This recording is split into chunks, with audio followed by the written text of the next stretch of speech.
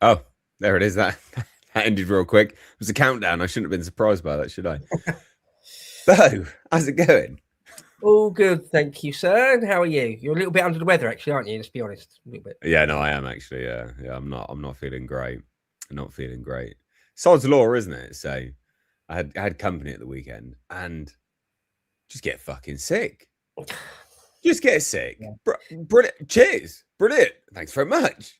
Have you ever gone on holiday and like the first day of the holiday you like injure yourself or you get ill? First day in Spain, and you're like, and you got the flu. Yeah, it's horrible. That shit. I see. When it comes to holidays, I always think it's the recycled air on board airplanes that does it. Just circulating this gross sort of atmospheric cloud of bacteria from some grungy skank at the back of the plane or something like that. This one time I was on a plane home and I had a terrible cough. I couldn't stop coughing. And I know that everyone around me is like, you son of a bitch, going to make me ill. But it was me. I was the guy. But I couldn't stop. As much as I was trying to, I just had a terrible cough. Like kind of coughing almost constantly for like 3 hours. Like, oh.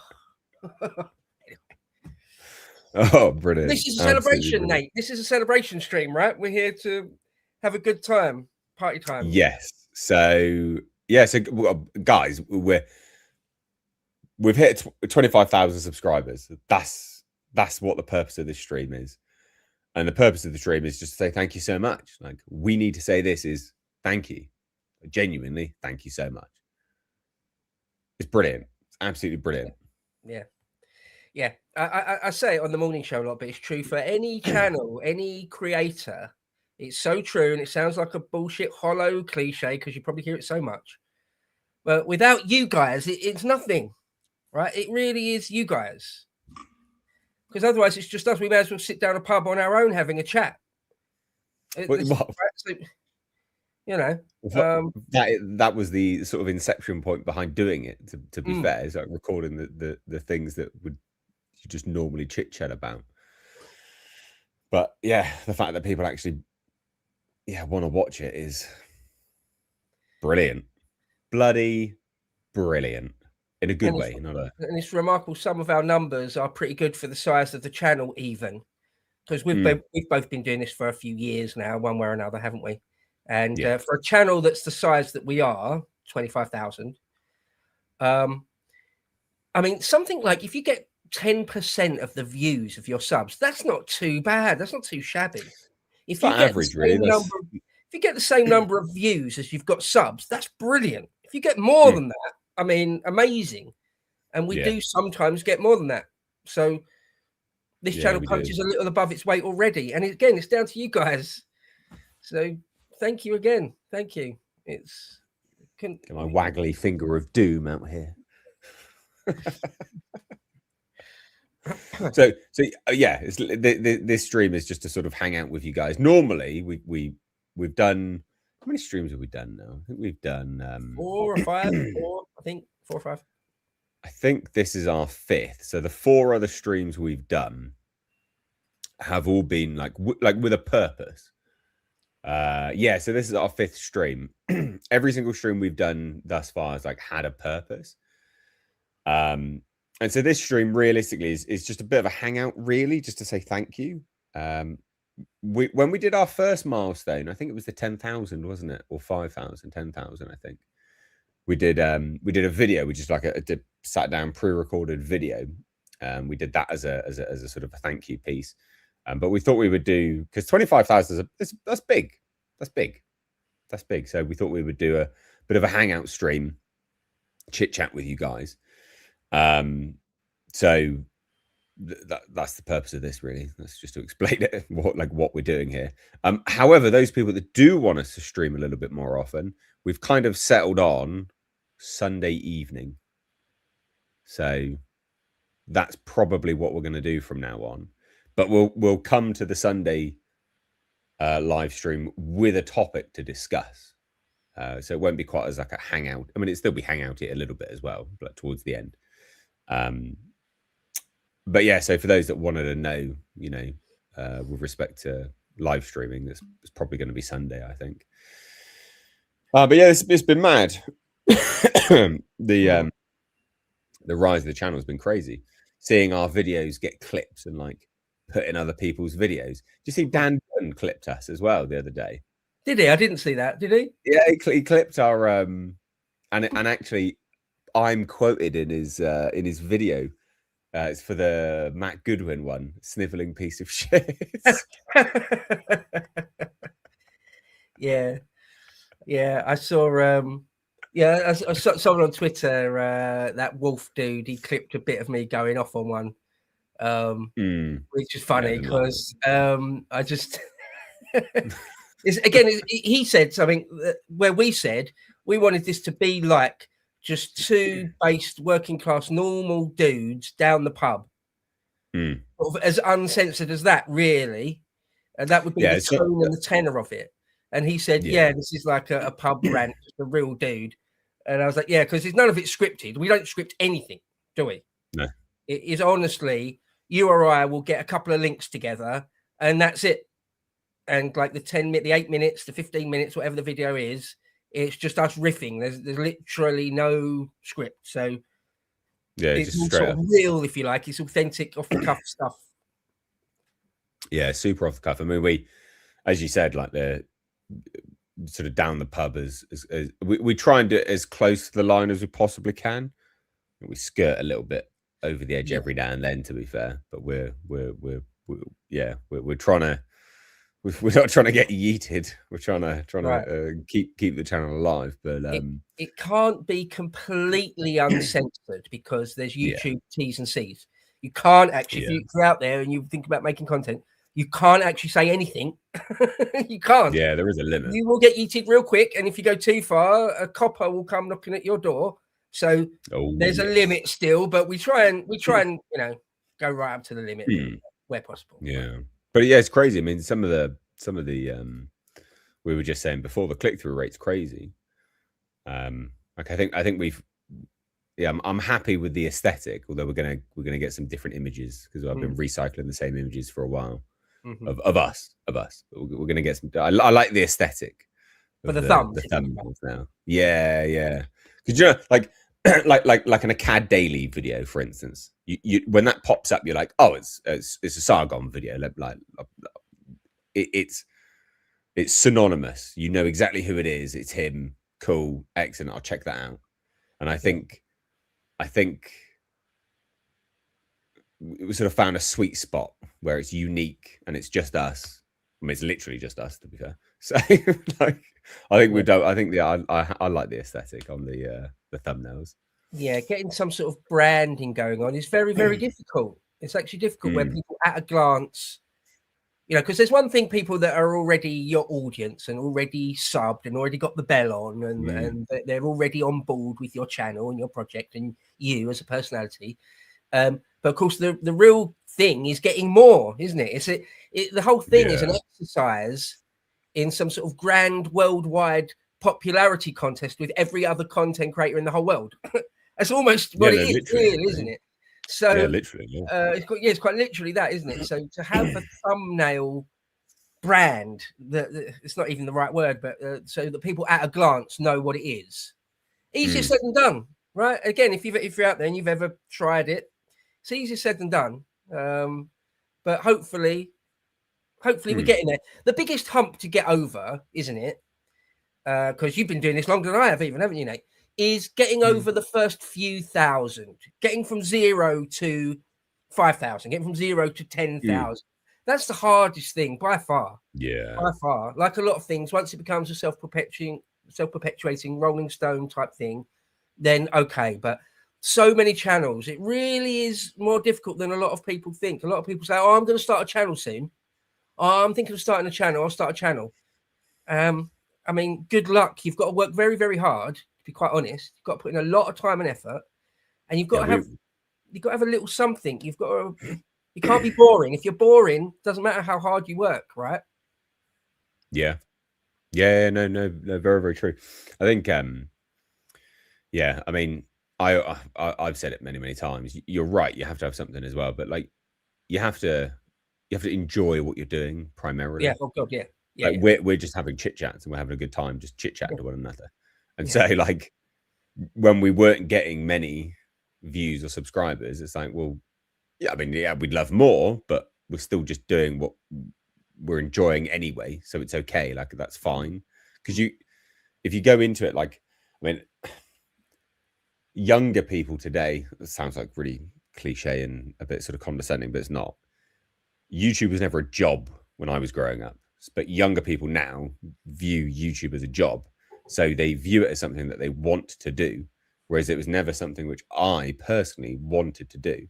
So I just started it, and as many other people did, because they enjoyed it and then they sort of fell into it. Yeah. And that's probably the best avenue to go down. Yeah. That's that's the perfect storm, because even if you don't get views, you're just doing it because you enjoy it regardless. Yeah. And so you sort of weather the storm of getting through, you know, and actually getting some subscribers and views, and then becoming the sort of perpetuating thing. Yeah. But yeah, it's mad. You know, the idea, the concept, the mind space of being like, I just want to be a YouTube creator. But you haven't lived a life yet. You haven't loved and lost. You haven't got any life experience. You haven't got a great deal of reading or anything behind you. You just want to be a YouTube creator in and of itself for its own sake. Again, good luck with that. I mean, I'm old enough. We're both old enough. I'm older than you, Nate, but I'm old enough where the internet just wasn't a thing when I was a kid, let alone YouTube, let alone content creation being a viable thing. I got into it where I thought about it for years, literally 5-6 years. It was just something in my mind. Oh, I wouldn't mind making videos maybe one day. History stuff. I started with history bro, still up there if you're interested. The history bro channel. And when I did start doing it, it was purely for the enjoyment of it. Teaching myself Adobe Premiere, teaching myself how to sort of monologue into a mic, all those things, just purely for the hell of it, for the fun of it. Not like this needs to be my vocation, this needs to be my job now, because that would be, it's the wrong mindset, I would say. I mean, it obviously works for some people, but I think that's the wrong thing. You've got to have fun. It's like writing, where I've tried writing novels in the past, still attempt it now. If you don't love your own story that you're writing, if you're not genuinely enjoying creating your characters and writing dialogue and molding the story, if you're not enjoying it, it'll become a chore very quickly, and it'll be horrible. It'll be like a millstone around your neck. That's no good. Yeah, that will crush you in the end. You need to be actually having some sort of fun and enjoying it. I think. Yeah. No, I completely agree with that. Well, let's just address this actually. Bad Nasher. We need some merch, lads. Merch, okay. It's in the works. There's some maneuvering around with that, so don't worry. There is some state of politics stuff happening. It's got my logo like that. You need to get one, Nate, where it's you. It's somehow you at a glance. I don't know. Maybe you might not like that. Well, That's we need to. I've never said that to you, so you might hate that idea. I don't hate it. I don't hate it. We need to do something. Yeah, we lots of people want us to do like have you seen, have you heard, merch, stuff like that, which is like that's fine. I think that's fine. Oh yeah, that's sort of one of our catchphrases. And the other thing about like catchphrases is they need to be organic, really. I mean, you could get away with like thinking about one, getting a team of marketers together to think of one. But the best things, stuff that just is off the cuff and works, is so much easier that way. Like, you know how we quite often say state of politics, right? There was no conscious decision to do that whatsoever. Just one of us did it once, both found it funny, and now it's a thing, right? It's just that. And have you seen, have you heard? I mean, I think I originally get it. It's like when people do a joke or a parody of Jerry Seinfeld doing stand-up. I think I got it from that, where he's like, so what's the deal with aeroplane food? Have you seen this? Have you heard about this? You know, like yeah, something like that. Again, you just throw it out once or twice, and then it becomes a thing, and other people like it, and voila. Yeah, I do like the state of politics thing. I don't know. I think back to like where the hell that started. No idea. No idea at all. Because that was on our Patreon Q&A. I was like, where does it come from? Like, don't know. I think Don't I know. might be wrong. I think it might have been. I might be wrong about this, but I think we were both on the main podcast of the Lotus Eaters one day. Yeah, no, I think it was that. Yeah, I think it was that I said our channel and just kept speaking, and you just like whispered into the mic, "State politics." Like, just, you know, like say it. Like, say the name of it. Come on, state politics. And that's it. And then from there. But yeah. It's too funny. It's too funny. Right. Excuse me. Sorry, guys. I'm a little bit sick. I've endeavored not to cough in the mic. And we do have some super chats, so we'll get to some of them as well, guys. And thank you so much in advance as well. Do appreciate it. So Richard Hesker says, "Did you look up the Barbara Spector speech?" No, I did not. No, it was the Barbara Spector learner speech. I remember it now, but no, I forgot. I'm not going to lie. So let me type that into another tab so I can do it a little later, because I'll just forget. I know my own psychology. That'll be something like, "Oh yeah, sure, mate, I'll do that," and then I'll just forget. Yeah, that's what happened. Like not being out of order, like not deliberately being screw you. I just will forget. Barbara Lerner Spector. Barbara Lerner Spector. Okay, all right. Let's in another tab then for later. Okay, yeah, I've got that up now. Oh. Appreciate that. Yeah, thanks for reminding me. I'd forgotten. I remember the name the moment you said it, but yeah, I'd forgotten. What's this? Possible pilot deviation. Great name. Hello, gentlemen. Keep up the good work. I always pop on your videos whilst cooking dinner. I enjoy when Bo hits his stride in a rant. Bo, your ex-profile pic is one I created. Oh. Hope both your weeks goes well. God bless. There you go. Look at that. Yeah, thanks for that $20 as well. Really appreciate it. Yeah, possible pilot deviation they're well good on Twitter. They're often in my replies on Twitter, and so they're a good person. And yeah, my profile pic at the moment, it's what is it? It's Lord Wellington. So Arthur Wellesley, the first Duke Wellington, but with my head on it. Brilliant. How am I not going to love that? Thank you, possible pilot deviation. Thank you. Brilliant. Yeah. Great stuff. I've been photoshopped in so many things now. And I nearly always, if I see myself shopped into something, even if it's a bit silly and embarrassing, I nearly always right click and save it. Yeah. Okay, I've got this folder. Funny. I've got this folder with, I swear to God, it's like 40 or 50, maybe more pictures of me.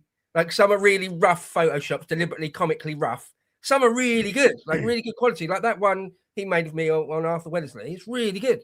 Really good. And so occasionally I post a picture of myself, or people do a screenshot where I've pulled some silly face or some ridiculous eyebrow, and someone's taken a screenshot of it, and then it somehow gets to me on Twitter, and I'm like, yeah, that's funny. Save it. Well, that's all I get is people screenshotting pictures of me. Nate's face when you said Zara Sultana speaks for you was priceless. I didn't realize I pulled this face. You look like Ernie out of Bert and Ernie when he's pissed off. Yeah, oh yeah, the flat, yeah. Brilliant, right. Oh dear. Okay, what's this? Braised parsnips. The big €50 there. Thank you so much, man. Oh, says, thank you. I watched you both on separate channels for years. Then suddenly Nate was on the Lotus Eaters. And I was like, oh, he must be based. Great work, guys. I especially enjoyed Bo's rants. That woman saying Winston Churchill is a racist is one of my favorites. I remember that one. Yeah. Okay. What was that? That was that. We were talking about that black kid that everyone was like, oh, he's what a great that black kid. He's a sign of integration. He just needs a better education. People are going to all that. Do you remember that? Yeah, the street, the Vox Pops thing in the street. Yeah, wasn't Stephen Edgington? Yeah. Yeah, okay, I remember that now. Yeah. And everyone was leaping to his defense and stuff. It was weird. That was a weird time. And everyone was, And then there was a black dreadlocked lady that was like, oh, I don't know, some other crap.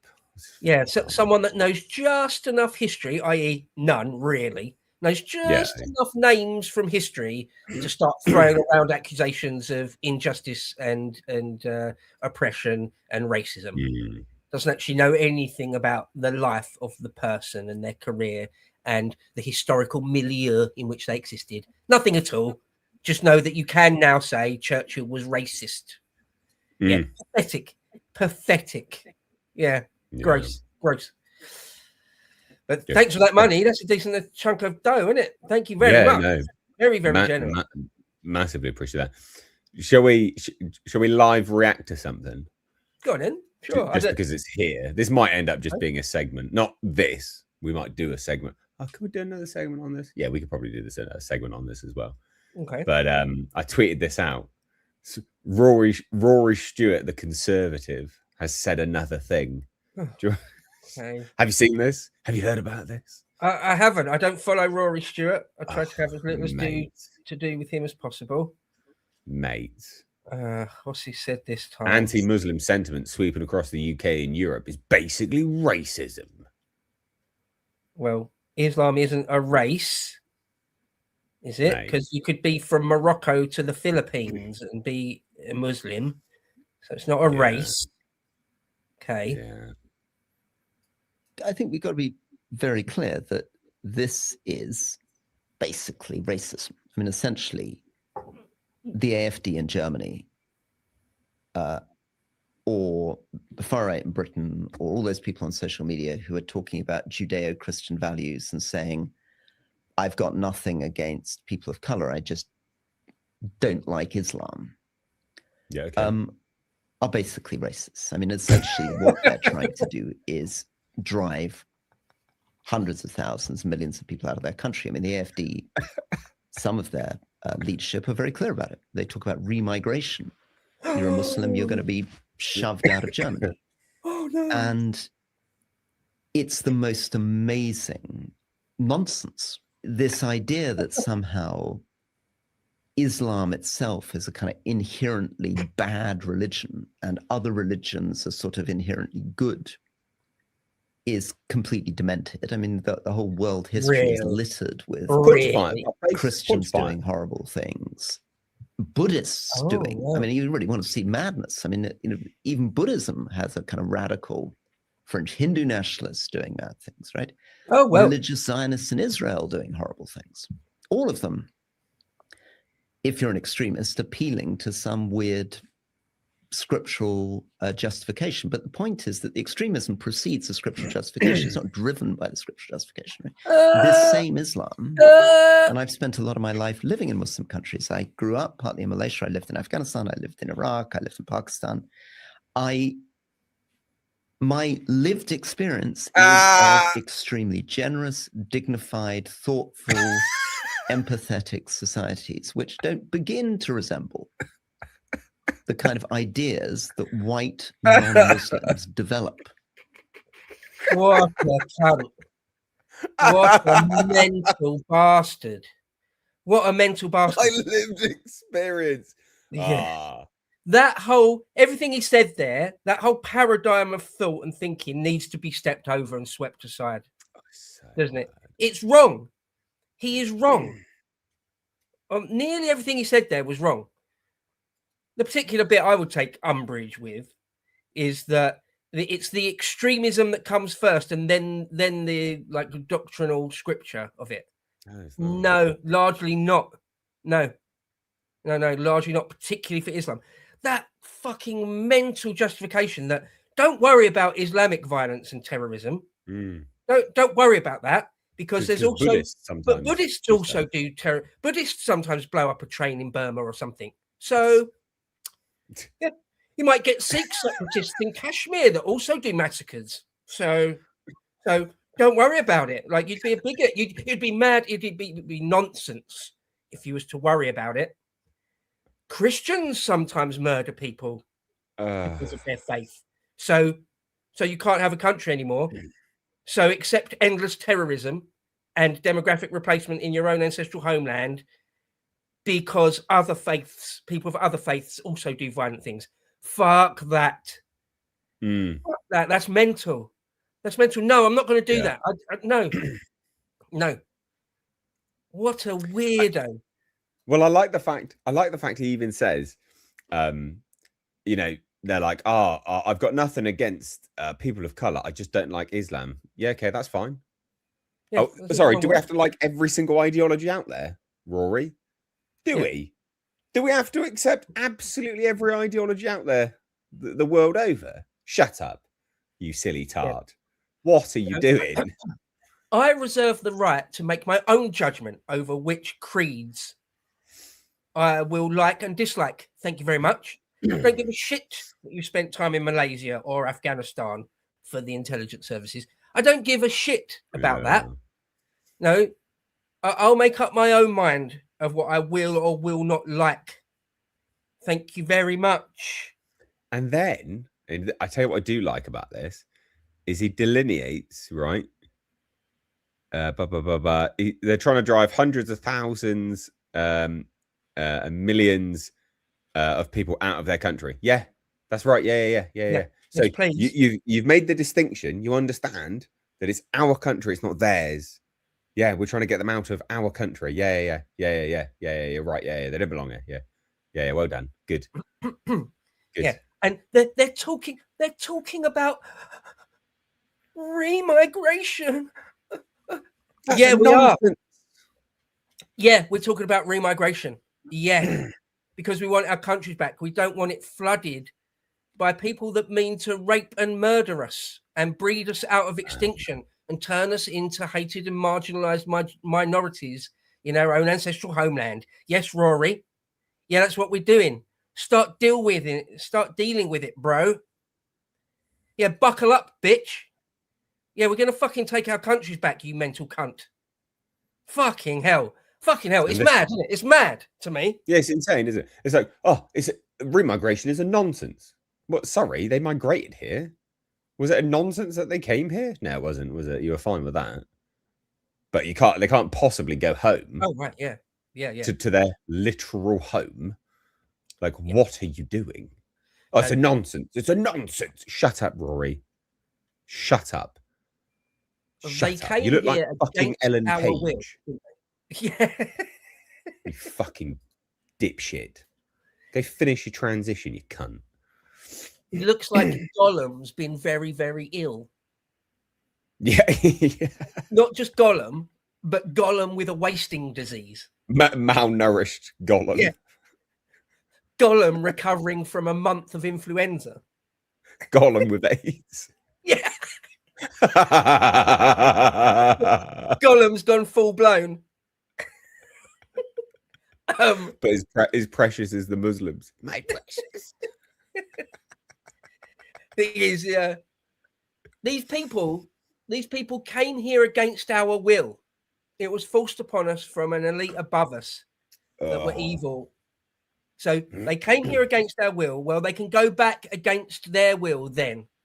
If that's how it is. All we need is a government with the political will to do it.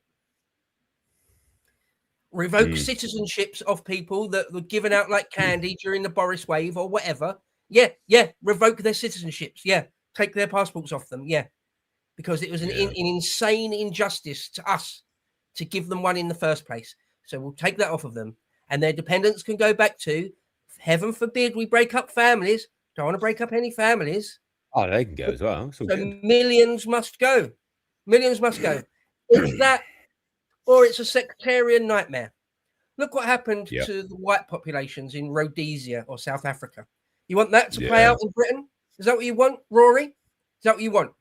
You're going to pretend it doesn't end in a sectarian nightmare. You're going to pretend it doesn't end in like the Yugoslavia of the 90s. No, they'll be long gone by then. That's the thing. That's the point. These people don't. His AIDS will get him, won't he? AIDS would have claimed him long before that.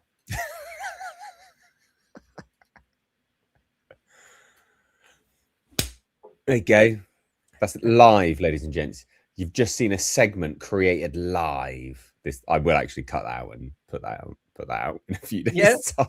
Why not? Why not? It's a good one. You got a mini bow rant in there. There you go. We both got C bombs. What more does the audience want? What more can we do? That is true. That is very, very true. Right, let's get to some of these super chats. Sorry, guys. Me KD says, "Aim high, vote Bo." Hey, oh, bada boom, bada bing. Yeah, I like it. Legend. That's a random name. It says, "Bo, I'm making a sci-fi game. Would you be interested in helping with the galactic history?" I'd ask Nate too, but he chickened out on the arm wrestling. Fuck you. What? He didn't. I chickened out on the arm wrestling. He said he was happy to. What? What is this? I know that's a random name as well. He's a good dude on Twitter. No, I was the one that said, no, I'm too old and weak for arm wrestling. Nate's the strong man. He's the actual 19th century strong man. Like, good luck. Good luck.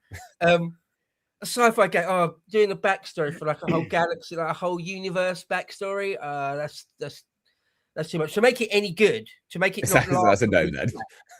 Probably not. My plate, to be perfectly honest, mate, my plate is full as shit. Between the Bow Show, this, and my other Lotus Eaters duties, and I am trying to write a novel. I haven't got much time. I haven't hardly got any time left, to be honest. Also, to be fair, what you're asking there is actually a really big thing with the backstory of a galactic history. Woo. Again, to make it any good, to make it any good, that would be quite a lot of work and thought and effort. Isaac Asimov's got a great universe. The 40K universe is a great universe. Yeah. Star Wars universe is a great universe. 2000 AD is a great universe. Yeah. Pick and choose from these things, I would say, rather than trying to create it all from scratch. In fact, you know more about storytelling than me, probably, Nate, don't you? With all your original YouTube background, all the films and everything. I guess so, to a degree. Yeah, I mean, yeah, I don't know, maybe something, maybe.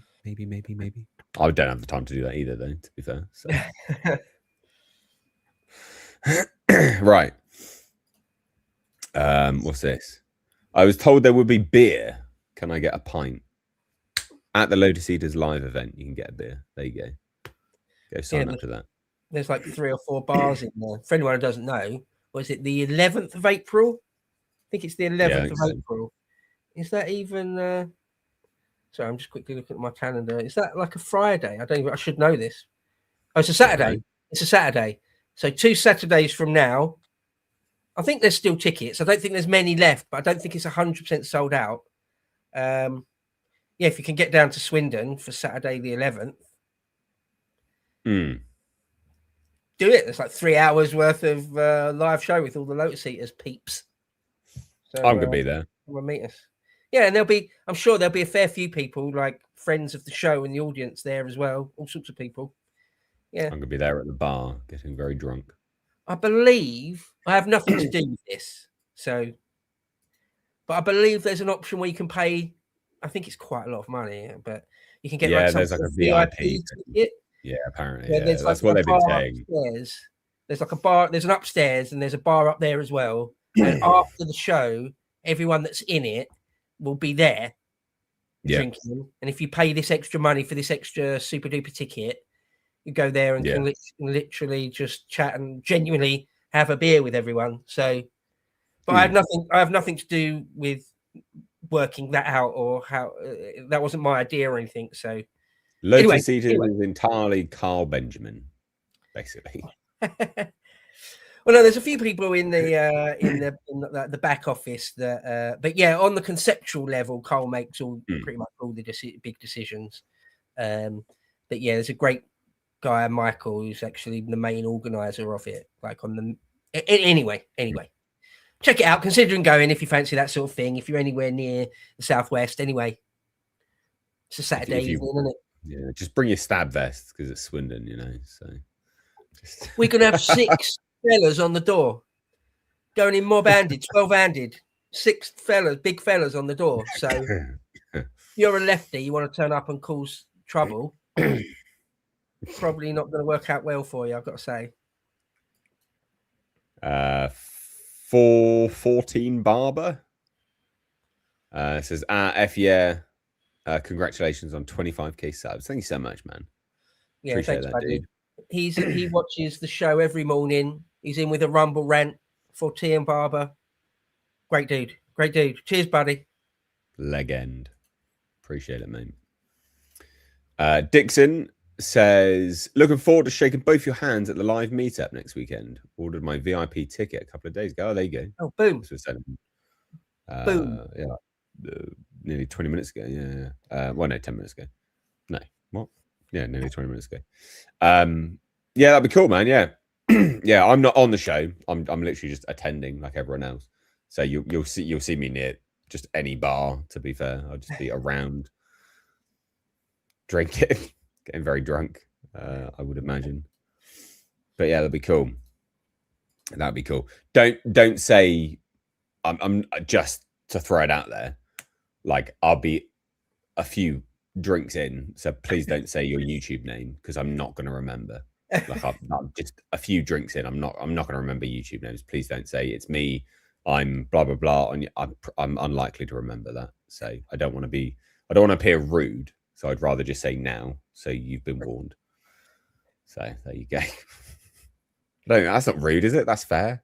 No, it's fair. When you get dozens, hundreds, sometimes thousands of comments, and the only reason I know a fair few of these names is because they quite often are in Twitter like every day, or they do a super chat on like my breakfast show every day or something.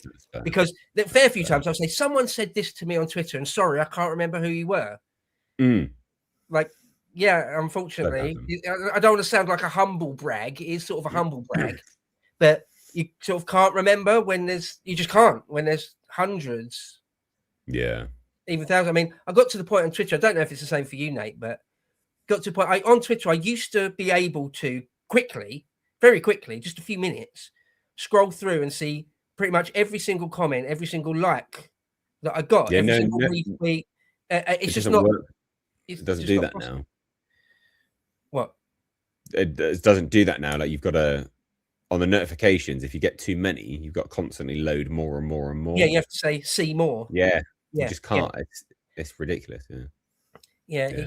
People, because I've only got like 30,000, 33,000, I think, on Twitter.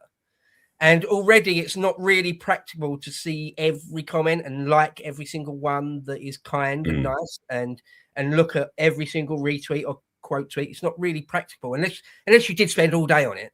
Whereas people have got like hundreds of thousands, let alone millions. If you've got like 150,000, 200,000, and you get any sort of engagement, you're not completely astroturfed. There's no way. Most of it, you're going to miss most of it. So someone like Elon, he's never going to see your reply. Almost certainly, whoever you are. I mean, someone like that. Yeah, they won't see it. They're not able to. They could spend all day and they won't see it. But that's why it's funny when like politicians block you when they've got quite a lot of followers, because you're like, you did see it, you motherfucker. Yeah. I'm blocked by Jeremy Corbyn, so I know he must have seen one of my tweets. It's funny because sometimes someone will have a big account, but their engagement is completely dog shit. Like, I remember, I don't know, just one completely random example. Jacob Rees-Mogg, I think he's got in the 400,000s, something like that. But his engagement is pretty poo. Like, he'll get a few hundred likes and like a dozen replies maybe on his tweets. Often much, much more than that, but sometimes as low as that. And he will almost certainly will see what you put, right? If you find someone, and that's just one example. But yeah, anyone that's got big engagement, I mean, where they get thousands and thousands and thousands of views or tens of thousands of views within half an hour, they get thousands and thousands of likes and hundreds of replies. They're not reading it. They can't really. But anyway, it's enough about Twitter. Braised Parsnips again says, I defo sent a super chat and made one of you mention state of politics on Lotus's. No, it's good when you do that. It's good. Because I feel bad mentioning it otherwise. So it's nice that like someone pays to make me mention it, then it's like, yeah, I've got to mention it now. So yeah, it's good. It's nice. It's brilliant. Cole hasn't got a policy of don't mention it, don't big up your own channel. So anyone that comes on, you know, like if like anyone at all, particularly at the end, you're welcome to give it a quick plug, but then you don't want to take the piss, right? No, exactly. You don't want to really take the piss out of it. So if someone says in the chat like that, where we can't not spend a few seconds, great, yeah, no, thank you. Says Eric Usury. Says congrats on 25k. Love the videos and how concise they are for current news. And a weekend stream sounds interesting, as a lot of right-wing content, I guess, is weekdays. Yeah, well, I mean, yeah, thank you so much. I think we've really found our flow now with the format. I mean, there's been once or twice where we're like, oh, like we're limited on time. Let's like try and keep them a bit tight in terms of like the length of the segments. But normally we just talk, and that there's no constraints on time. Yes. So I think we found our flow with the format now. I think, and it's nice to see that you obviously appreciate it as well, Eric.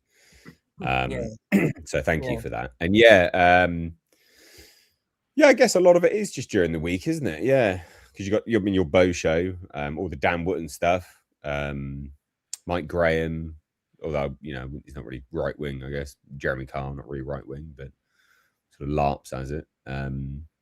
And I would assume probably the American stuff as well is all weekdays. Yeah, so a little Sunday. Just we've been free on a Sunday every now and then, so it just seemed to make sense that a Sunday would be a good time to do it. I think it sort of caps the weekend off nicely. I'm just it just so happens just with my life I'm often free on a Sunday night. So yeah. And as for the length of the videos, I mean, that's the whole thing. Again, if anyone has ever made content, got their own channel, anything like that, there's certain things you'll end up, without even trying, you'll end up sort of obsessing over or spending a lot of time and thought over, like the exact appearance of the thumbnail. Even the length of video, it's a whole thing where you're trying to game the algorithm. You're trying to get the best out of the algorithm that you possibly can at all times. That's sort of the whole game on some level. And so it can't be too short, like under, 8 minutes? That's not ideal. YouTube hates that. Yeah. Or you can't get a mid-roll, or there's some reason why under 8 minutes isn't good. But then beyond that, as long as we don't make it too long, because I know what it's like when I'm searching for a video on something, I'll be in 2 or 3 camps. One, I want to know as much as possible about that thing. Give me the longest possible long form bit. Give me an audio book on that thing.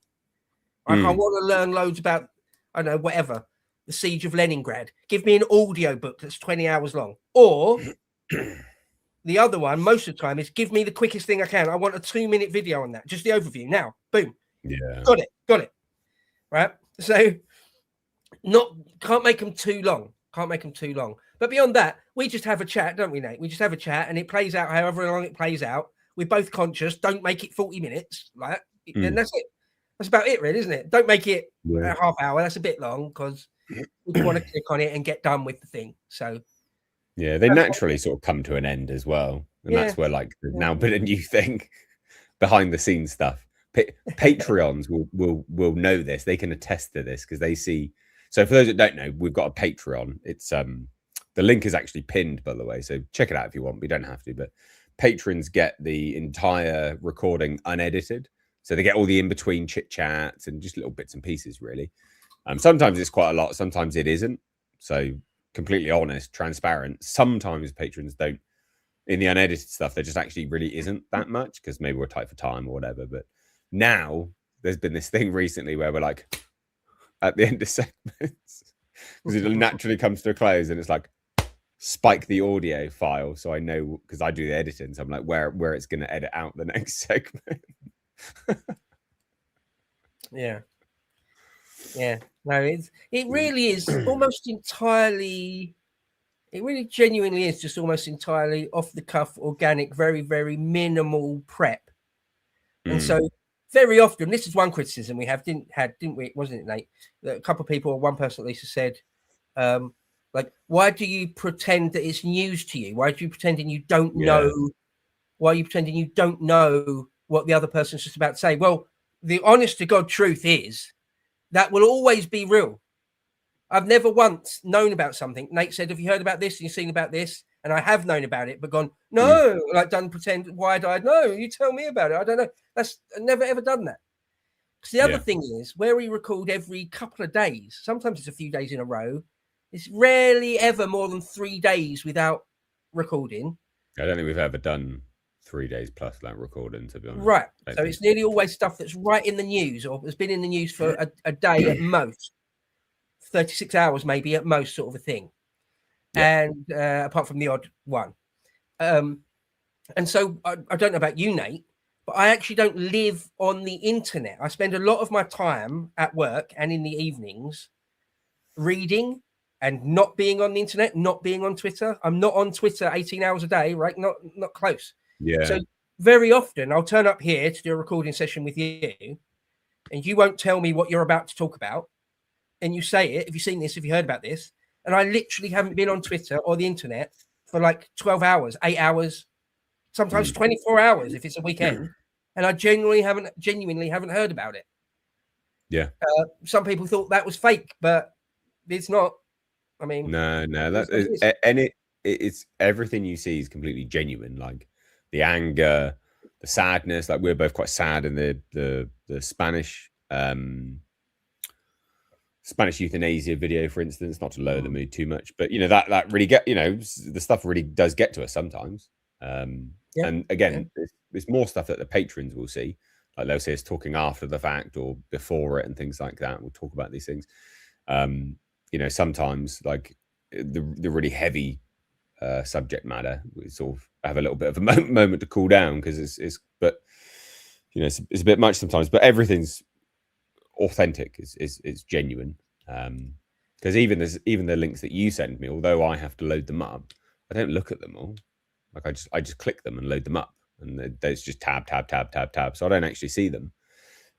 So some of them are a complete surprise to me as well.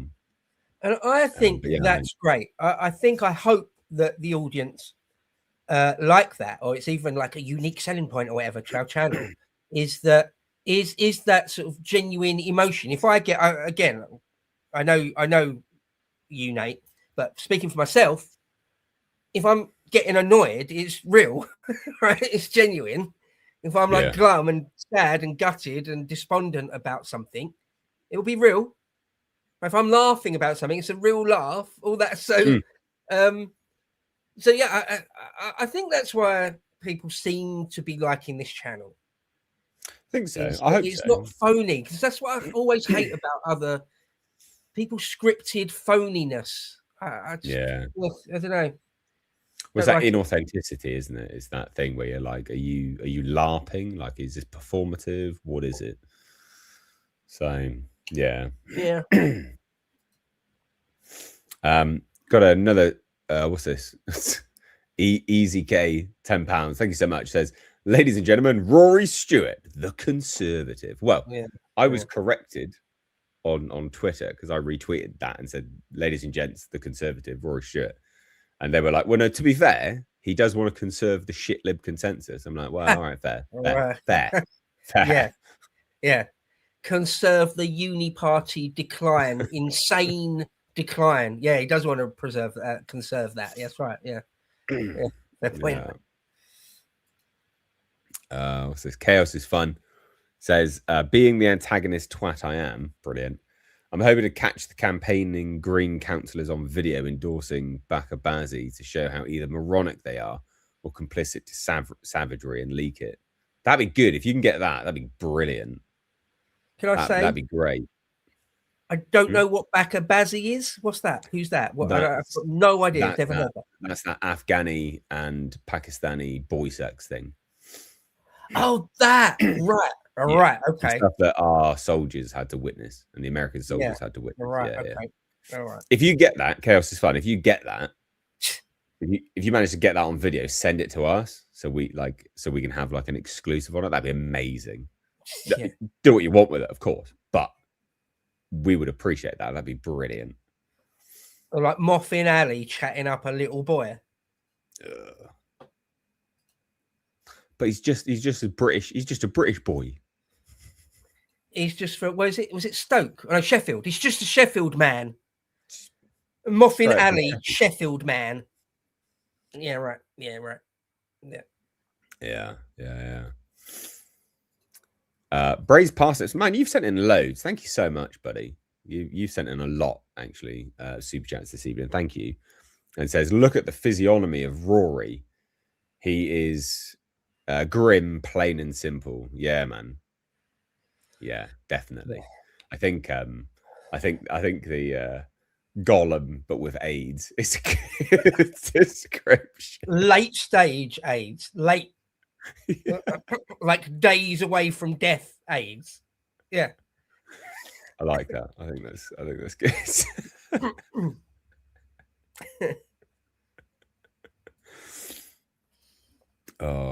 Chaos says, if you were on the last Huey out of Saigon, what's the top 2 items in your grab bag? Not the boring shit.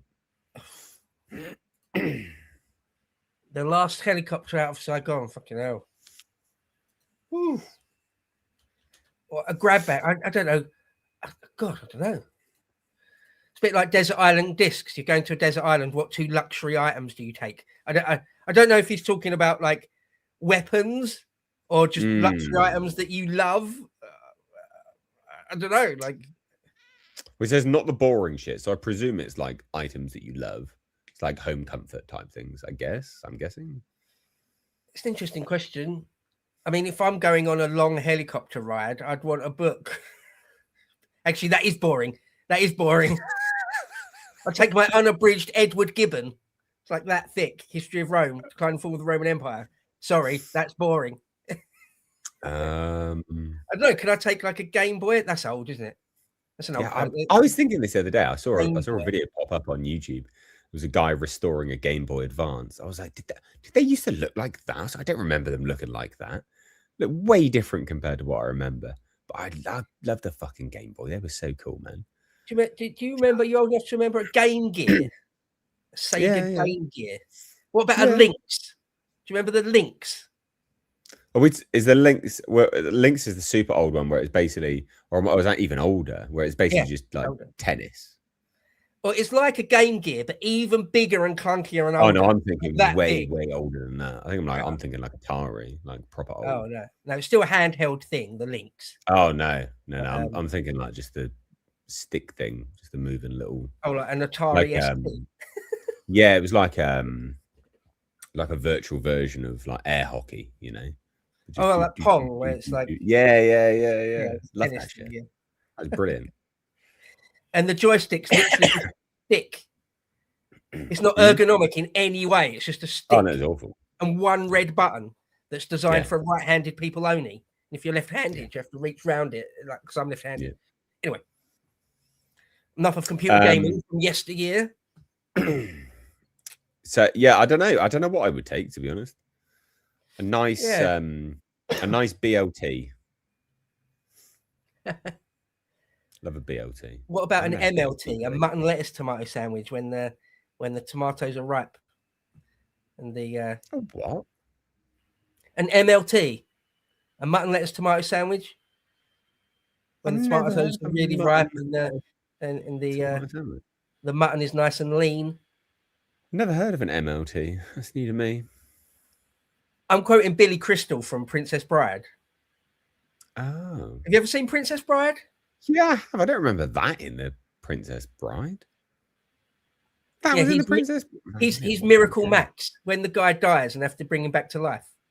Yeah. No, I really like Princess Bride. Princess Bride. Yeah, it's great. Yeah. There's rumors they're going to reboot that at one point as well. It's funny when you say to people, "Have you seen the Princess Bride?" and they haven't. It just sounds really gay, doesn't it? Inconceivable. Yeah, inconceivable. The cliffs of insanity. Yeah. It's such a great movie. Yeah, but it sounds like a really shitty rom-com, doesn't it? Sounds like the Yeah, but gayest these people rom-com haven't of all lived, time. mate. But it's not. It's a brilliant adventure story, isn't it?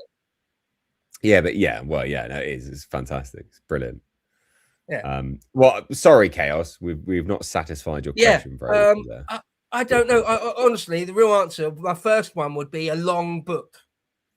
I'd bring a nice beer, nice cold brew, and a sandwich, which is proper lame. But there you go. We've answered now. Yeah, I have to move on. Sorry, I can't think. It's such a good question. I can't even think really of what I would narrow it down to two things. Yeah. Can we have a T-shirt with a bow rant on it? Probably not. Not gonna lie. Probably the whole not. back of the T-shirt is like text, like really small text, like 8 minutes worth of rant, like 800 words of rant. I don't know. Yeah. Probably not. Probably expletive ridden. But merch is definitely on the cards. We're trying to figure stuff out with that. So you got to remember, like it's literally just me and him. We don't have a team. So yeah, it's just, everything's just me and Bo. So, but we're working on stuff. So it's in hand. Executor says, waiter, more bow rants, please. Click. There you go.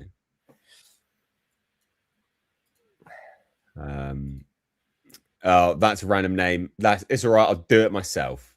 Joke. Please come back. That's about the universe thing, I think.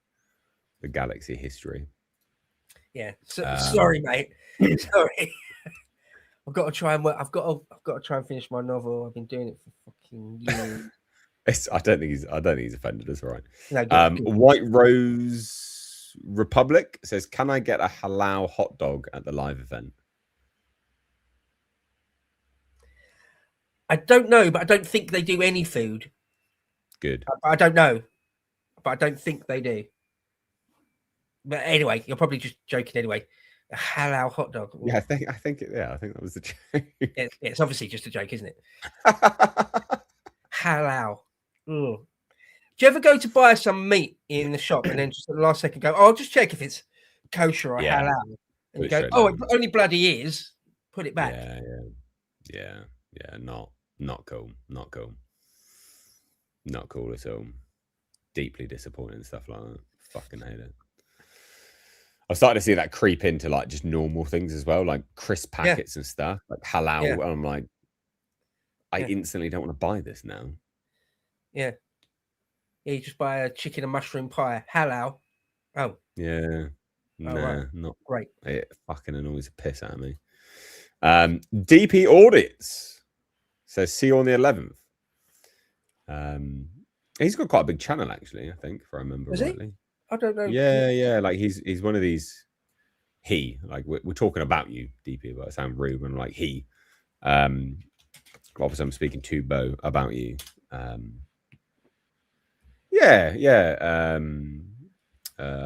44,000 subscribers. Yeah. Okay. It's a auditor, so it goes to like all of the just goes to things basically.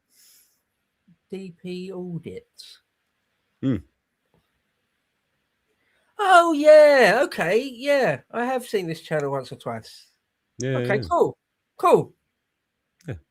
Yeah, good stuff. You're going to the live event. See you on the 11th. Yeah, cool. See you on the 11th. Good stuff. See you on the 11th, mate. It's interesting finding out like who watches us and like and subscribed and stuff. It's interesting. Like, oh, you like us? It's like Dan Wood apparently is like a viewer of the channel. It's like, oh, okay, that's cool. Like, nice. Well, last night I went on Basil the Great. I was telling you about this earlier. I never go on Twitter Spaces, never ever, but they pop up on the side of Twitter anyway. And last night, quite late at night, I should have really gone to bed because I'm up early every weekday, really early. And it just popped up on the side, and I thought I'd click on it. Just have a quick listen, like literally like 30 seconds, 2 minutes, just have a quick listen. And I somehow clicked on like not being anonymous, or I clicked on be a speaker or something. Mm. And then he was immediately like, "Oh, Bo's here. And I was like, "Oh shit!" He was like, "Speak to us." And I was like, "Oh, all right. It's only one more click, and I can actually just speak." So I did. I ended up staying there for like an hour or more. Anyway, I say all that. It's like the first Twitter space I've ever been on.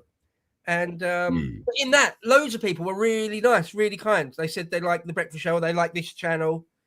Basil himself said he likes this channel. It's nice. It's really flattering, isn't it? It's really flattering. So, yeah, it is. Yeah. Thanks, everyone. Yeah, no, it's brilliant. Bo's novel title: "Piss Off and Don't Come Back." Brilliant. Put that in the maybe pile, I think, Bo. Yeah, it's a working title. Paulie Baseman.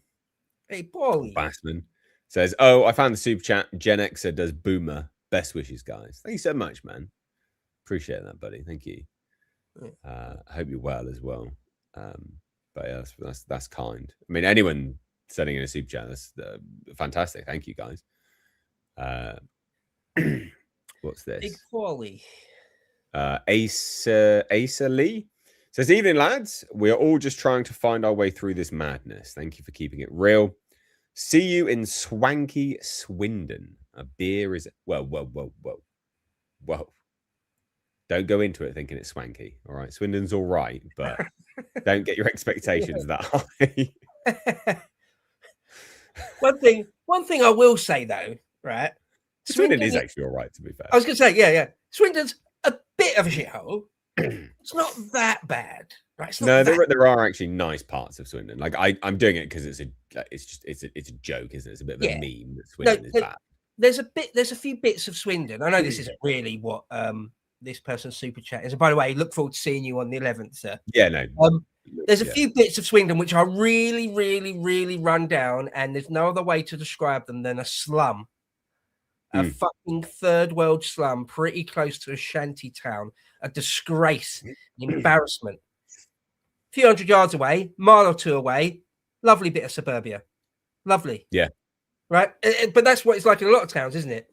Well, even where I live, there's I live in what I would consider like the nice part. But over the other side of the town is like quite, I mean, it's not awful, but it's noticeably not a nicer part. Like it's noticeably much more, in decline. And you can tell it from everything. So it just is what it is. There's rough parts of everything. I mean, I used to live in Dorset. There were some real rough areas in Dorset. Holy shit, was there some rough areas? Really? Yeah, man. I wouldn't even have thought that. Rough. It'd be really yeah, so I used to live in a place called Weymouth at one point. Nice little seaside town. Yeah, I've been Weymouth. I should say I've been to Weymouth on holiday once. It's quite nice. Yeah. Seafront area. Yeah, it's nice. But then I lived at one point. I lived near the train station. That's fucking rough, mate. That was super rough. Yeah, that was bad. Well, just to say, the bit of Swindon where this theatre is for the 11th, the Mecca Theatre. Funny name. That's a fine bit of Swindon. It's completely normal. It's fine. It's near the hill where you go up to Old Town. It's fine. It's not the super run down third world slum bit. So it's fine. So it'll be fine. You could be anywhere in Britain, really. Yeah. Yeah. No, it'd be good. I'm looking forward to it. I'm looking forward to popping down. Be good fun. Azzy says, "You're like if Lotus Eaters did their podcast down the pub. Love you both and keep doing what you're doing." Good. Thank you very much. Good. I'm happy with that. I'm happy that that's the perception. Azzy often sends chats in the morning as well. Yeah, cheers, buddy. Yeah. I mean, this was the idea because on Lotus Eaters, like Cole Benjamin hasn't got anywhere near a strict editorial line. He's hardly ever said, literally hardly Look what ever I was said. able to do with the Kelly J. Keane thing. So right, there you go. He's never ever. I'm still surprised they put that one out. He's never said to anyone, really, you can't do this. I've seen people say that. Oh, Cole Benjamin's told them what the line is. They don't want to wrong the boss. Cole Benjamin tells them what they can or can't say. Not at all. Not at all. But there are YouTube T's and C's, right? Unless you want your video to be demonetized, or you want to get a strike, or you want to get yeeted, you have to play within the rules.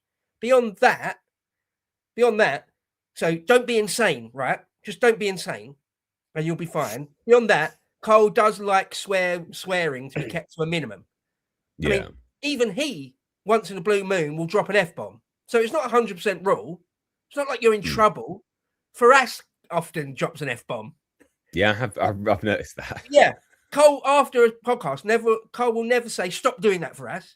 He'll never say, you've got to tone it down, Faraz. Never. Nothing like that. Nothing like that. Like I say, even Carl himself occasionally drops a swear word, but keep it to a minimum. Right? There could be kids in the room or whatever. On the morning show, I definitely keep swearing to absolute minimum, because quite often there's a kid in the car, someone's listening in the car, whatever. But for this channel, it's when I feel like, personally, right, I'm off the chain. If we get something demonetized or whatever, I'll start getting strikes and stuff. Well, it's all on us. I'm not screwing over anyone else's career. I'm not, other people work at Lotus Eaters and it's their job, and I'm not going to screw with their money and their income if I fuck up. It's just you and me. So I feel like here I can just, again, within reason, within the YouTube T's and C's, that's the game. Within that, because they let you F and Jeff, don't they? They let you swear. Yeah, they do now. They've relaxed a little bit. They never used to. But they've relaxed a little bit. I mean, we skirt very, very close to the line, but we're still within it. But I mean, I understand why Lotus Eaters wants to keep the language of course a little less in the toilet, and I think it's perfectly reasonable. Reasonable. Yeah. Because think of the guests that they have and sort of where they situate themselves within as a media entity within the media entity space. It makes perfect sense. But I mean, we're not that, so it's good. Right. No, Lotus Eaters is supposed to be a bit more professional, a bit more like, just in terms of tone and tenor, a bit more like GB News. Obviously, much more base takes, but in the tone and tenor, much more like that. Whereas this is supposed to be like two dudes down the pub. And I was raised in working class Essex, where people say fucking cunt all the time. Just all the time. Like, you would say cunt as like a term of endearment. Yeah, oh, you silly cunt. Like, Dave's birds dumped him. Poor cunt. Yeah, You wouldn't think anything of it. Saying F every other word. That's what I grew up in. So it's just the real unfiltered me, I suppose. Yeah.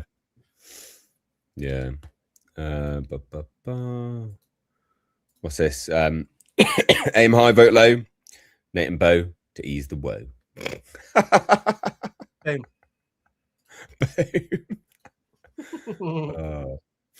Is the American empire over? It's a good question. Not yet. Too early to tell. The ramifications of Trump seemingly not defending the Gulf states, or sort of threatening to leave them to it and things like that, is not a great sign for the petrodollar. But then also, would the Gulf states be super happy to bugger off to China? I mean, I don't know enough about this, but I can't imagine they'd be so happy to get in bed with China. So I think it's too early to tell. That'd be that's my gut reaction to it. I would say no, and this is a brilliant question. So I have to keep it short, because I could talk about answering that question for an hour or two, and I'm not exaggerating. I really could. Talk about the shape of history. Talk about how somebody like Spengler talks about the shape of history. I would say no, actually. I know people like Dr. Parvini, academic agent, has said, and this isn't a pop at him, by the way, but he said it's going to be over soon. You get a couple of centuries at most, and that's it. That's just the way history goes. Not necessarily. I don't necessarily agree with that. A couple of different things to me suggest there's quite a lot of longevity left in the American empire, whatever that means. It may be on the decline. 2, 3, 4 centuries from now, historians may look back and say it peaked in the 1970s. It peaked with George Bush Jr. just before Iraq, or just before 9/11. It peaked in Bill Clinton's time. Okay. Like, you can look back at the Roman Empire and say it peaked at the age of Hadrian or Trajan or one of the Antonines or something. Okay. It still had centuries left, though. I feel something like that is going on with America. Has it peaked? Maybe. Is it over? Not close. That's my take. Could be wrong. Yeah. No. Yeah. Agree. Harrow says 2029, Rupert wins, immigrants refuse to go. What now? Well, you cut off their money, so they have to leave. A lot of people will actually self-deport if you make the environment so hostile to them. And I don't mean hostile in terms of like physicality. I'm not talking about physical, brutal force. It's not what I'm saying when I say hostile. But, you know, we have made Britain very comfortable for foreigners when we shouldn't have. Like, we actually, that's part of the problem, is we've allowed them to live in enclaves and have their own cultures and retain all of these nonsense things that we shouldn't have done, which no other country does, mind you, as well, which is really important to note. So a lot of these people will just simply self-deport. You know, no halal, no kosher, don't even allow it to be imported into the country. Like, all of, I mean, what are they going to do? No mosques. What are they going to do? I would say also, then it gets a bit dark, but we forced them. Yeah. Look at ICE agents in America. Yeah, we go round to your house with a van, maybe 2 or 3 vans, bunch of dudes, possibly in riot gear, and we take you out of your home eventually after court orders and all the law, it's all been done, all the appeals have been done, and you're just refusing to go. Then we come round in a van with a bunch of blokes and we take you to the airport. Yeah, that's the way it's always been done. It's the way it's been done in loads of other countries. Look at loads of other examples of countries in modern times, in very recent times. Yeah, forcing, like ICE agents, forcing you to leave because you're breaking the law by still being here. Yeah. It's one of the things I got in a little bit of trouble for writing that article I wrote that was in the Mallard that Hope Not Hate flagged up to reform and got me deselected. So one of the things the lefties, the pearl clutching soy boy bitches, got their knickers in a bunch about is where I said in that article, I said, unfortunately, you have to imagine a scene where there's women, mothers, crying and screaming and wailing, little kids that are not old enough to know what's going on, and they're being put in the back of vans. Right? That's horrible. That's just one more horrible nightmare that mass immigration and globalism will make us live through. Thanks, Blair. Thanks, Cameron. Thanks, Boris. But that is what it will be. If there's been a legal process, they've failed, there's been all sorts of appeals, all sorts of court orders, and you're just refusing to leave, well, then we shall have to send our equivalent of ICE agents around, border force or whatever, the police, and take you against your will because you've got no right to be here. Yeah, that's pretty normal. That's what having a country is. That's what having a country means. That's what having the rule of law looks like.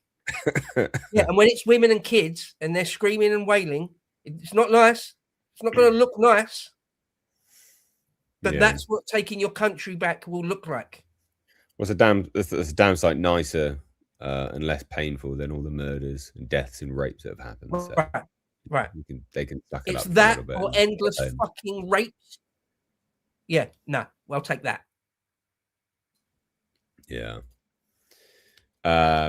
That's a random name. Says, by the way, Bo, you probably forgot, but you did want to voice act in the game. Also, I know you chickened out on the arm wrestle. I just enjoy gaslighting. I often voice act on the game. I don't remember that. I'm not saying I didn't, but I just don't remember. It's funny though, Nate. When you make enough content, right? People say, "Oh, remember that time you said something or other?" And you're like, "Say things offhand." Don't you?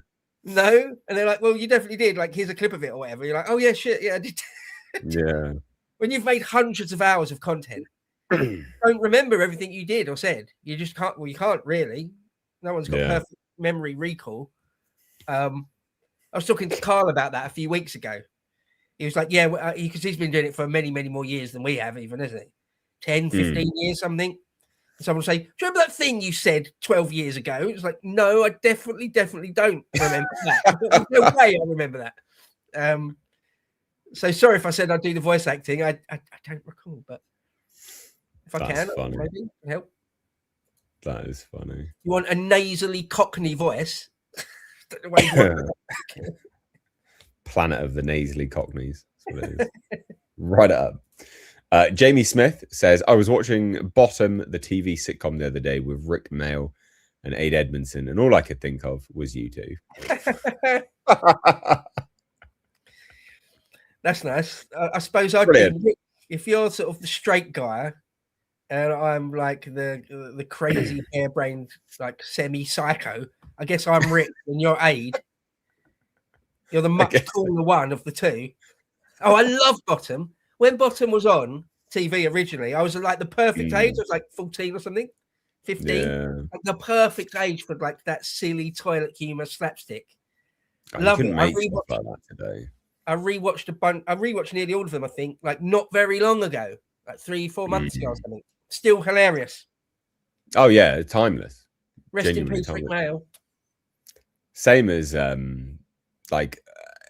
it sounds lame to even say it, but like Fawlty Towers, you wouldn't even be able to make Fawlty Towers in this day and age because someone would be offended by it. Like, oh, I don't know, the Spanish are offended, like because of Manuel and all this kind of crap. Like, for fuck's sake, oh, women are offended because because of how they treat the women in it. Like, God, fucking whatever.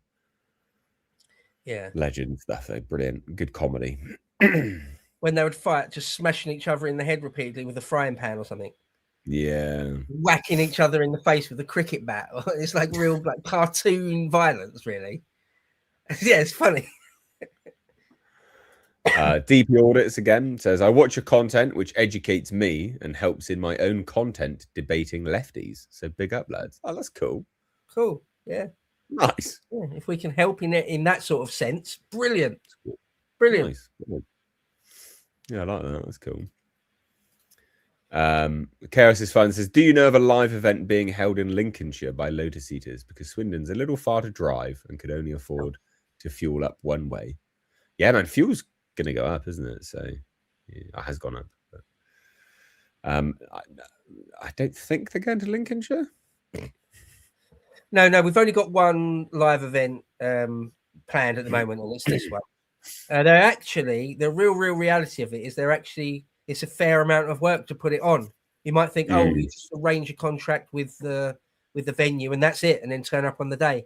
No, there's loads of stuff in, and so there's a reason why Lotus Season haven't done one in like 3 years or whatever it is, because it actually requires someone in the back office people to have a bunch of spare time and the will to do it and a bit of money to put it on, and it's much more work than you would think.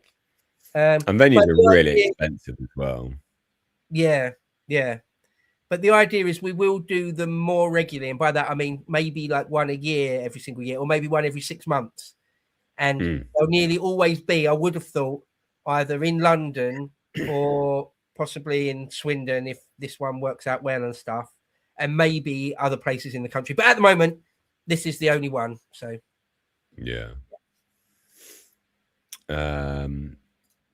Hagnar the Viking says, Oy vey, I noticed a lack of wall kissing. When will you take the trip? Never. Not me, mate. Oh, no. None of that. Come on, behave, son. No. Yeah. I know Hagnar the Viking. He's been a fan of History Bro since way back when. If it's the same Hagnar the Viking. If it is the same Hagnar the Viking. Hi, buddy. I think really it is. Appreciate your support over the years. Really appreciate it. I think it is, because you said this before on the other stream that he popped up on. Yeah. Last stream. So I think it is the same guy. I've let History Bro slip quite a lot because I've got so much on my plate. There's just no real time to give it. But I do mean to make, like, I've got 3 different videos making for History Bro. And I just need to find the time to do it. But anyway, Hagnar has been one of my greatest supporters for a long, long time. So thank you so much, sir. Thank you so much. Dude. Legend. What's this? Rat Boy. Great name. Congrats on 25k, guys. Bo, long shot, but is there any chance of epochs on Constantine the Great? Regardless, love epochs. It's what got me to sub to Lotus Eaters. Well, thank you so much. I love epochs. It's like my bread and butter. It's my thing. I'm a history nerd first and foremost. Constantine the Great. Yeah, well, funny you should say that. Funny you should say that. Carl wanted us to do, or we will do at some point, something that's more like a documentary. And by that, all I mean is just a much more polished, much more professional episode of epochs, basically a long form bit of content, but where instead of spending just a few days in post-production and only a week or so in writing it, it'll be very, very polished, like a proper documentary. And the one I thought of doing is Constantine the Great, and I've written a script for it, like an hour and 20, hour and a half long script, all about the. So at some point, and it won't be for ages yet, 6 months, a year, even God knows, really. But at some point, there will be not only an epochs about Constantine, but a quality one. So look out for that, but it won't be anytime soon. But thanks for the question. Thanks for the question. Kingsley James again says, I was born in 95. To me, the Gulf War was our peak of power and show of force as the collective West. Well, my view of history is that something profoundly changed on that morning of September the 11th in the year 2001. Yeah. History went onto a different timeline that morning. People that don't remember it, or don't remember the world before 9/11, like you can't explain it to them what it was like. Yeah. How everything, it really is that history went on a different, it took a left turn. We went on a whole different timeline because of that. I think historians may look back at the pre-9/11 United States and say that was, well, between the fall of the Berlin Wall in 1989 and 9/11, so basically the 1990s, yeah, will be peak United States, I think. I might be wrong. And peak Britain as well, to a degree. Well, maybe depends how you look at it. Depends how you measure it. I mean, well, when Tony Blair, because when Tony Blair got in power, that was it was the facade of like, oh, everything's going to get better. Yeah, was there sort of like there was like a national sort of vibe to it all, wasn't there? I mean, obviously it went quickly downhill, but I'm just saying there was a feeling in the air. Yeah, it's a fair take. It's an absolutely fair take, and I don't disagree with you. I would personally, again, it's a bit more zoomed out, a bit more of a historian's. I'm just saying, as in like the feeling on the ground at that point in time. That's all. Yeah, no, definitely. No, you're right. No, the euphoria around Tony Blair in 1997. God, yeah, the euphoria around it, because the major government and the Conservatives had been in for 18 years at that point. And it was like, it's a new start. It's like a Nelson Mandela. He's like Obama. He's like the best thing since sliced bread. He's like a vote against Tony is a vote against hope or whatever shit. I do think, though, for Britain, our golden age, roughly, our peak, was probably just before World War I. Or maybe even the late Victorian period, the 1880s, something like that. I'd say that's fair. Anyway, history nerds can argue about that endlessly. There's no right answer, is there? There's no right answer. Yeah. Right. James Large dropped in with £1.99, says, don't spend this all at once. Cheers, buddy. Well, thank you. Appreciate it, though. Appreciate it. Yeah. No, genuinely appreciate it all. I'm making a joke out of it. Thank you. Super chats, like, they do help a channel out for sure, massively. Same as all the patrons. It's invaluable. It doesn't go unnoticed. So thank you. Miss Malaprop says, Steve, what's a cat boy? A Bow classic. What? Oh, I know what that is. That's when we had Steve Laws on and he mentioned a cat boy. And I was like, sorry, wait a minute. So what's a cat boy? And then he explained it. It was like, oh, yeah, I genuinely didn't know. Was there someone in Homeland or was it Reform? Someone was a cat boy and he had a problem with it. I think it was Homeland. Rightly. And I was like, I don't even know what that is. Yeah. Fucking hell. I quite often do that. People think that's fake as well. Like one or two times on Lotus, someone's one of the younger lads. I say younger, they're still in their late 20s usually, but they'll say something. They'll say some Zoomer thing. Harry was doing that the other day. Was he? Harry was doing that when I was on the podcast with him the other day. Harry and Stelios both were just chatting absolute bollocks. I was like, what are you saying? They're like, is cortisol spiked and jester maxing? I'm like, jester gooning. Shut up. What are you saying? Jester gooning. What is that? Well, I actually know this one because what it was. Well, because it's a specific like internet meme where it's that guy. What's his? I can't remember the guy's name, but he's one of those Cavicula. He's just an American influencer dude in like the Andrew Tate sphere, right? And some random person on the internet did a tweet about him or about a video he did, and this random Twitter account like did this whole tweet that was just all ridiculous Zoomer speak. Like talking about jester gooning and cortisol spiking, and it was nonsense. It was barely understandable. It was just all Zoomer speak, right? But it wasn't ironic. It was how this weirdo was saying. And anyway, you know how Twitter works. For whatever reason, loads of people in our sphere, like a couple of dozen people I follow and who follow me, all jumped on this one specific tweet, taking the piss out of it. Brilliant. And it got loads and loads and loads of views. So anyway. That was all in reference to that. But the thing is, you're right, it's absurd. That's the ultimate takeaway. It's completely absurd. Well, yeah, so, really was. So you're not wrong. You're not wrong in that. All right. Well, I'm glad we all agree on so how. There you go. That's the story of that one. What's this? Cerulean Sword says, are you both staunch Unionists?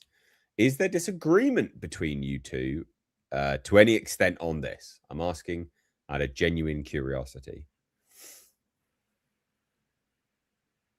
Do you want to go? Or shall I? So, am I a staunch Unionist?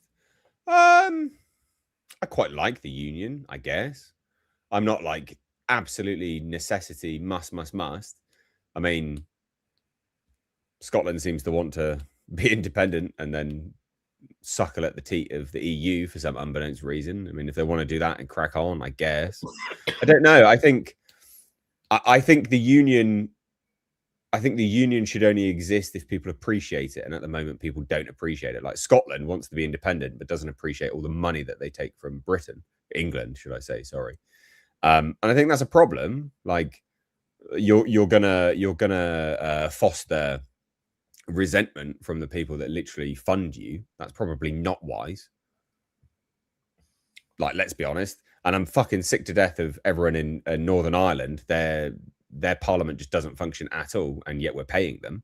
That fucking pisses me off, like massively. So yeah, there's some like I have an element of resentment because of their actual actions, and their ungratefulness and their unappreciativeness. Yeah, I mean, it'd be difficult to get an Englishman to be super pro-union when that's been thrust front and center in their face non-stop for decades now. Decades.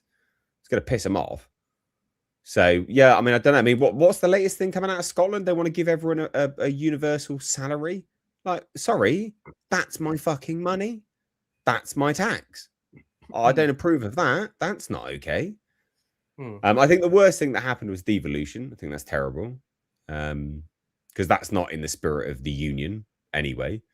So, I mean, I'm pro-union to a degree, but I'm not like a staunch unionist, no. But I'm not like anti-union either. Yeah.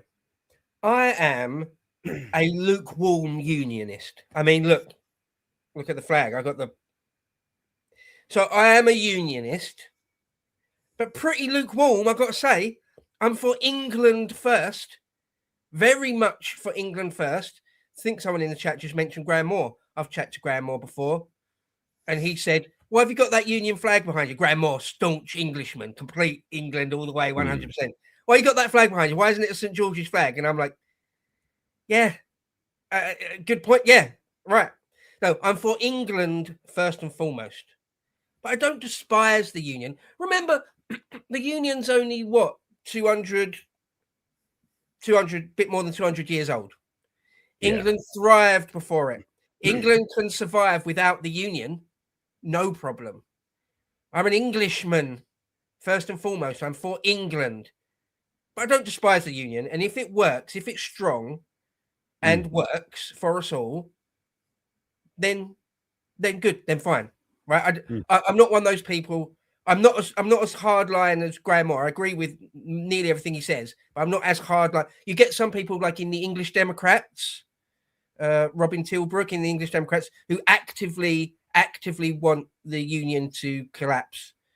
I'm not that. I'm a lukewarm Unionist. But England, for me, has got to come first. It's got to come first. I mean, there you go. I could go on and on and on. I could talk about the history of it for forever. But anyway, there you go. Lukewarm Unionist. Yeah. All right, there you go. How did it all end up in Swindon? Did everyone move there because that's where Carl started it? Yeah, basically as simple as that. Yeah, it really is as simple as that. Carl wanted, I mean, it's just happenstance that you live in Wiltshire, isn't it, really, Nate? But yeah. I literally, I just live in Wiltshire. You lived here anyway, but yeah, I moved from the southeast.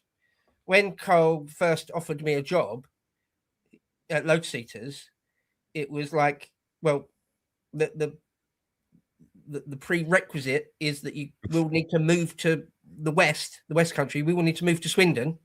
And so that was like the biggest thing where I'm like, am I going to do that? Am I really going to do that?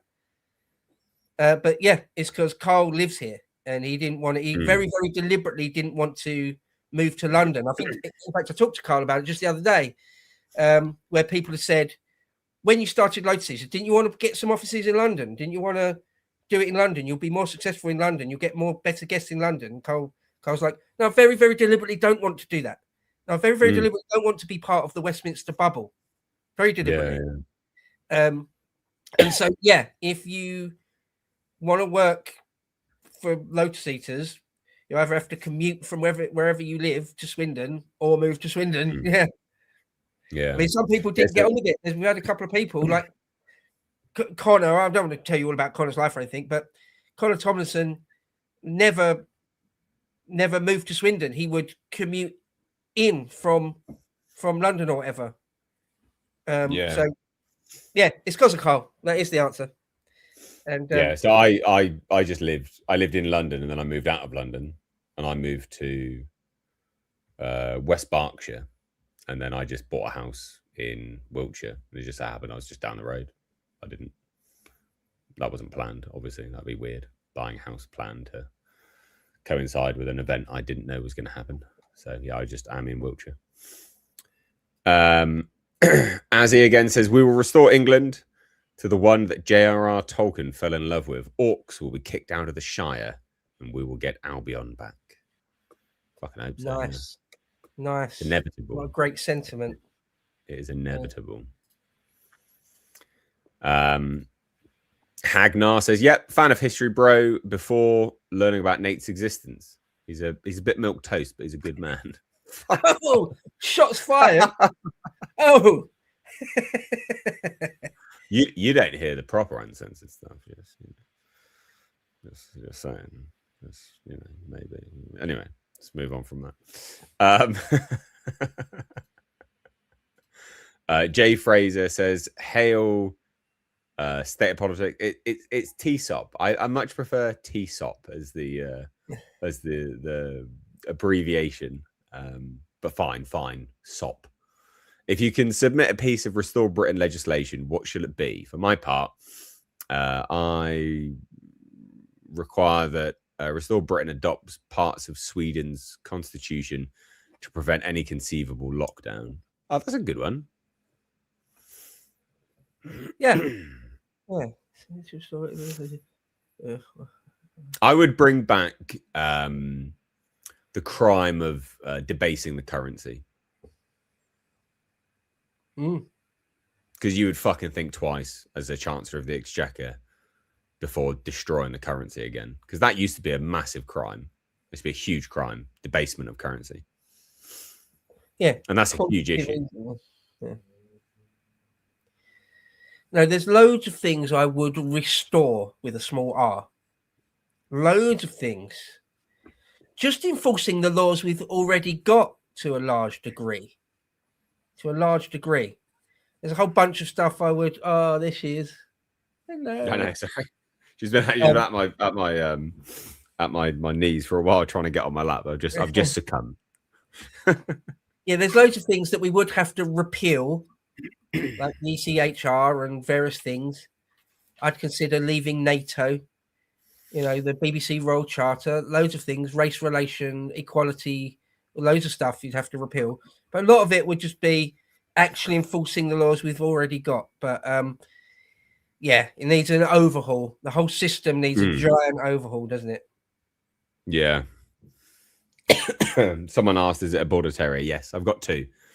I tweeted a picture out actually of them the other day. So if you want to have a look at my doggies, I normally post some dog pictures on Twitter. I like a dog picture, a timeline cleanser. But yeah, they're border terriers. Very, very sweet. And that's not me. It's not just me saying it. Bo's met them. Can we have another look at CC? Hold her up. Yeah. It's like little. She's like a little Jim Henson creation. No. Oh, look at her. So cute. I love dogs. I bloody love dogs. People who don't like dogs, what's that about? What's wrong with you? It's weird. Fucking weird. Yes, they are actually. Yeah, they were bred to be ratters. And also they can go toe to toe with a badger, believe it or not. They're brutal little fucks when they want to be. But mine are lovely and cute. Kingsley James says, notice I didn't say Britain's peak, but the collective West. We were high on the victory of the Cold War, plenty of Cold War gear and pent-up energy to spend. I think personally our peak was like 1905, Bo. Interesting take. Again, there's no real right or wrong, but that's, yeah. Well, so like after the Boer War, but before World War One, it's a good shout. Could easily make that argument. Yep. Yeah. Well, it is literally just perspective, isn't it? At that point, it's just a matter of perspective. So, yeah. World War One ripped the heart and soul out of Europe. Yeah. A terrible, actually, a catastrophe for Europe was World War One. Well, when you say it ripped the heart and soul out of Europe, I mean, it literally did.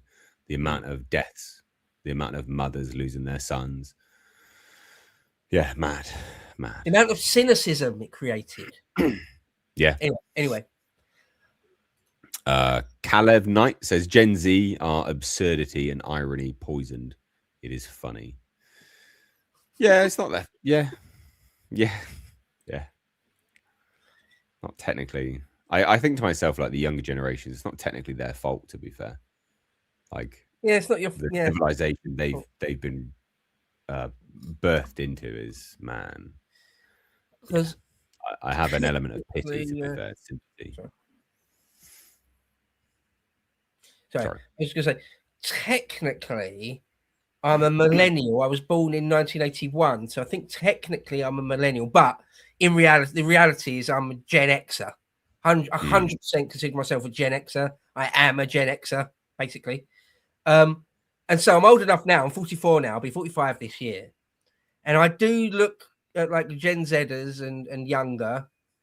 And I do like feel the absurdity of it in various ways. I can't help it. But the thing I find interesting about that is when you see people that were very old when I was young, you see people that were in their 60s, 70s, 80s in the 1980s. They would see 80s kids growing up. They would see 90s kids growing up. Their formative years were like the fucking 1920s and 1930s. And they must have thought the late 20th century was completely absurd and insane and poison, sick, insane nonsense. Oh yeah. And yet, and that's the way it goes. It's a cycle, isn't it? Yeah. It always goes like that. A great example is in the Iliad, Homer's The Iliad. So we're talking Bronze Age stuff. Right? There's a character in that, Nestor, old man Nestor. And in the Iliad, he's taking the piss out of the young guys. In the Bronze Age, like 17, 1800, 2000 BC, he's saying, you kids don't know what's going on. When I was young, men were men. Women were women. They knew their place. Men were tough as nails. You kids don't know shit. You're all softies, right? 2000 BC. So it's always the way. It's always the way. When Gen Zers are old, whoever's the young generation then, in like 2080, 2090, Gen Zers will think the young generation are absurd and poisonous nonsense. Because that's always the way it is. Yeah. Interesting point, though. Interesting. Right. She doesn't like me coughing. You all right? You okay? Good. Right.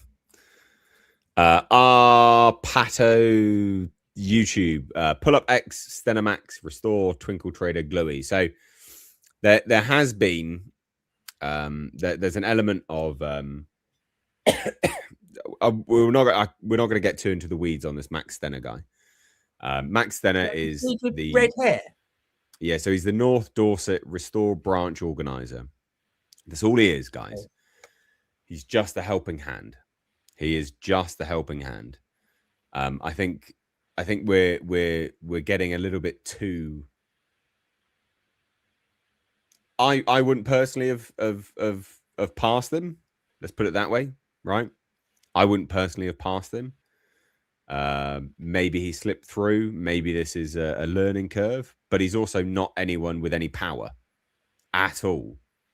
He's literally just a branch organizer, someone to help organize the North Dorset branch. Has he said some stupid, dumb stuff? Yeah, 100%. Like, absolutely 100%.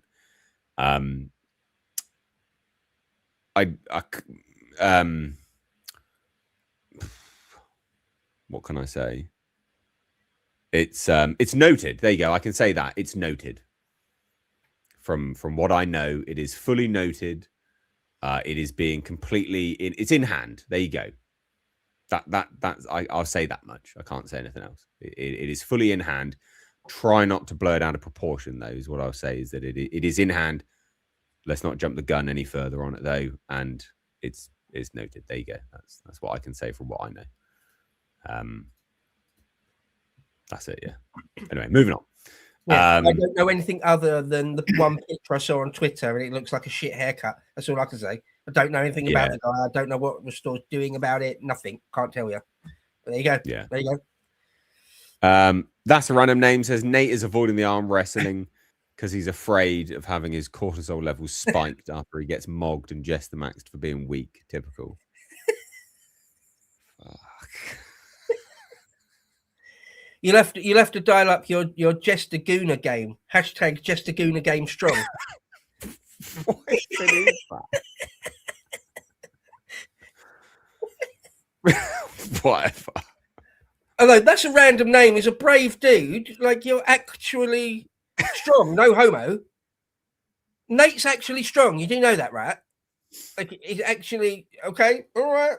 Keep poking him in the eye with a stick. Good luck to you. Good luck to you. That's all I say.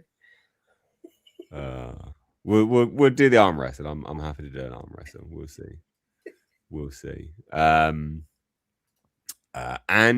I don't know how to say that name, but this is your first ever super chat or super sticker. So thank you so much for your first ever super chat / super sticker being here on the State of Politics.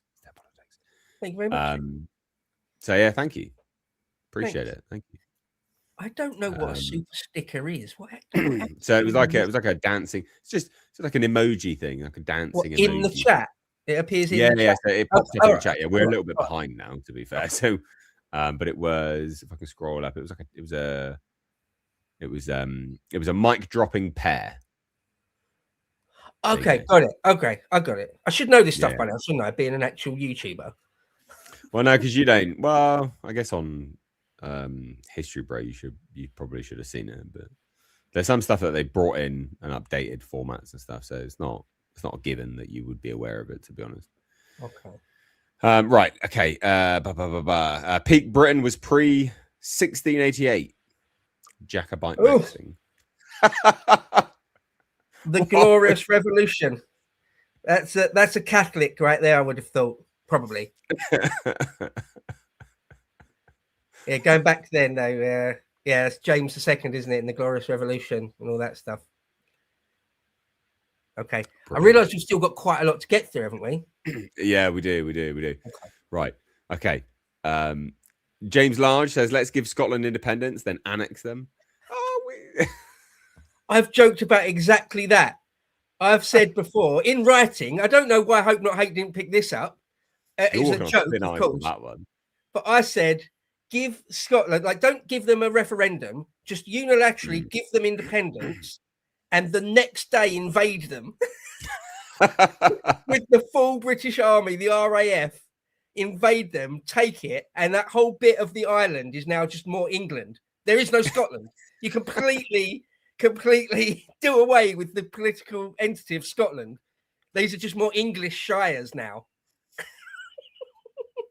Based. Pretty based. Monk, I think, says, yes, SFIRA want to destroy the country. There are only 29/1% Irish in Northern Ireland. Disable Stormont. Yeah, man. Oh, Sinn Féin IRA. Yeah, sorry. I didn't know what you're saying then. Yeah, yeah, man. I really feel for you in Ireland at the moment. Really, that's some bad shit right now. Like seeing pictures of or videos of school kids in Ireland. You're like, where is the Irish person? It's all black people. Like, what the fuck is going on? It's mad. It's absolutely mad. Yeah, it's a great evil. Yeah. The Big Cheese says, greetings. Can't stay tomorrow. I'm driving my 1937 Austin 7, 400 miles. When all this is over and the country is fixed, do you think the state of politics and the Lotus Eaters will be forced to do stolen bucket segments? What's a stolen bucket? What? I don't know. I know what the stolen food is because I make them at Christmas. I don't know what a stolen bucket is. That's new to me. The Austin 7 is a nice car, isn't it? One of those really old, really boxy. Oh, I love a box. Classic sort of 30s automobile. A nice one, of course. 1937. Let's have a look. Right. 1937. The sort of thing you might imagine, sort of Mr. Mannering driving. Like that. Yeah, they're cool. It's a similar to like the Ford. Is it like Ford A series? I think. Yeah, they're cool. Nice. Yeah, like it. Quite like a Model T. Would you own a Model T? Yeah, Model T. Yeah, that's the one. They're cool, aren't they? Yeah. Yeah, they're cool. I don't know what stolen bucket is, mate. Sorry, me neither. But thank you so much for the £20. That's amazing. Yeah, really appreciate that. What a cool car. Really appreciate that. If you do actually have that car, you may see me at some classic car events. Because I dip around to classic car shows every now and then. That's a random name. Says, imagine moving to Swindon to work for a quarter black man. 8th. I think it's an 8th. Oh, we did a whole lads hour with our DNA tests, and Cole Benjamin's came back all over the shop. It wasn't just all sorts of. We need to do that. That should be one of our Sunday segments. We've both done it, haven't we? Yeah. We should do that. I'll do it. Have you done any more? Did you do any more of Living DNA? Because they've got more tests. I've done more. No. I've done all their tests now. No, I haven't. I've got Living DNA and Ancestry.com, but beyond, but beyond the normal package, I haven't done. But Okay, maybe so I'll get that done. I'll get that done, and then we'll do a bit of content, yeah? Yeah, let's do that, because I've got all of it now. I've got the Neanderthal, I've got the Viking, I've got the classic, which is like with your Roman, Grecian, things like that. And it's quite interesting, actually. You can really see where your lineage has sort of come from and like where it went and stuff. I totally will do that, because that'll be a great bit of content. Have you done the other one? Have you done Ancestry as well? No, I didn't. Maybe if I get the other package on Living DNA and you do Ancestry, because the other thing I thought was interesting was the difference between what Ancestry and Living DNA came out. I found that fascinating because they weren't identical. They're pretty similar, but there were differences, like significant differences. Yeah, I'll have a look at that. Yeah. So yeah, we could do that. I'd love to do a bit of content on that. Yeah, that'd be good fun. Yeah, we'd do that.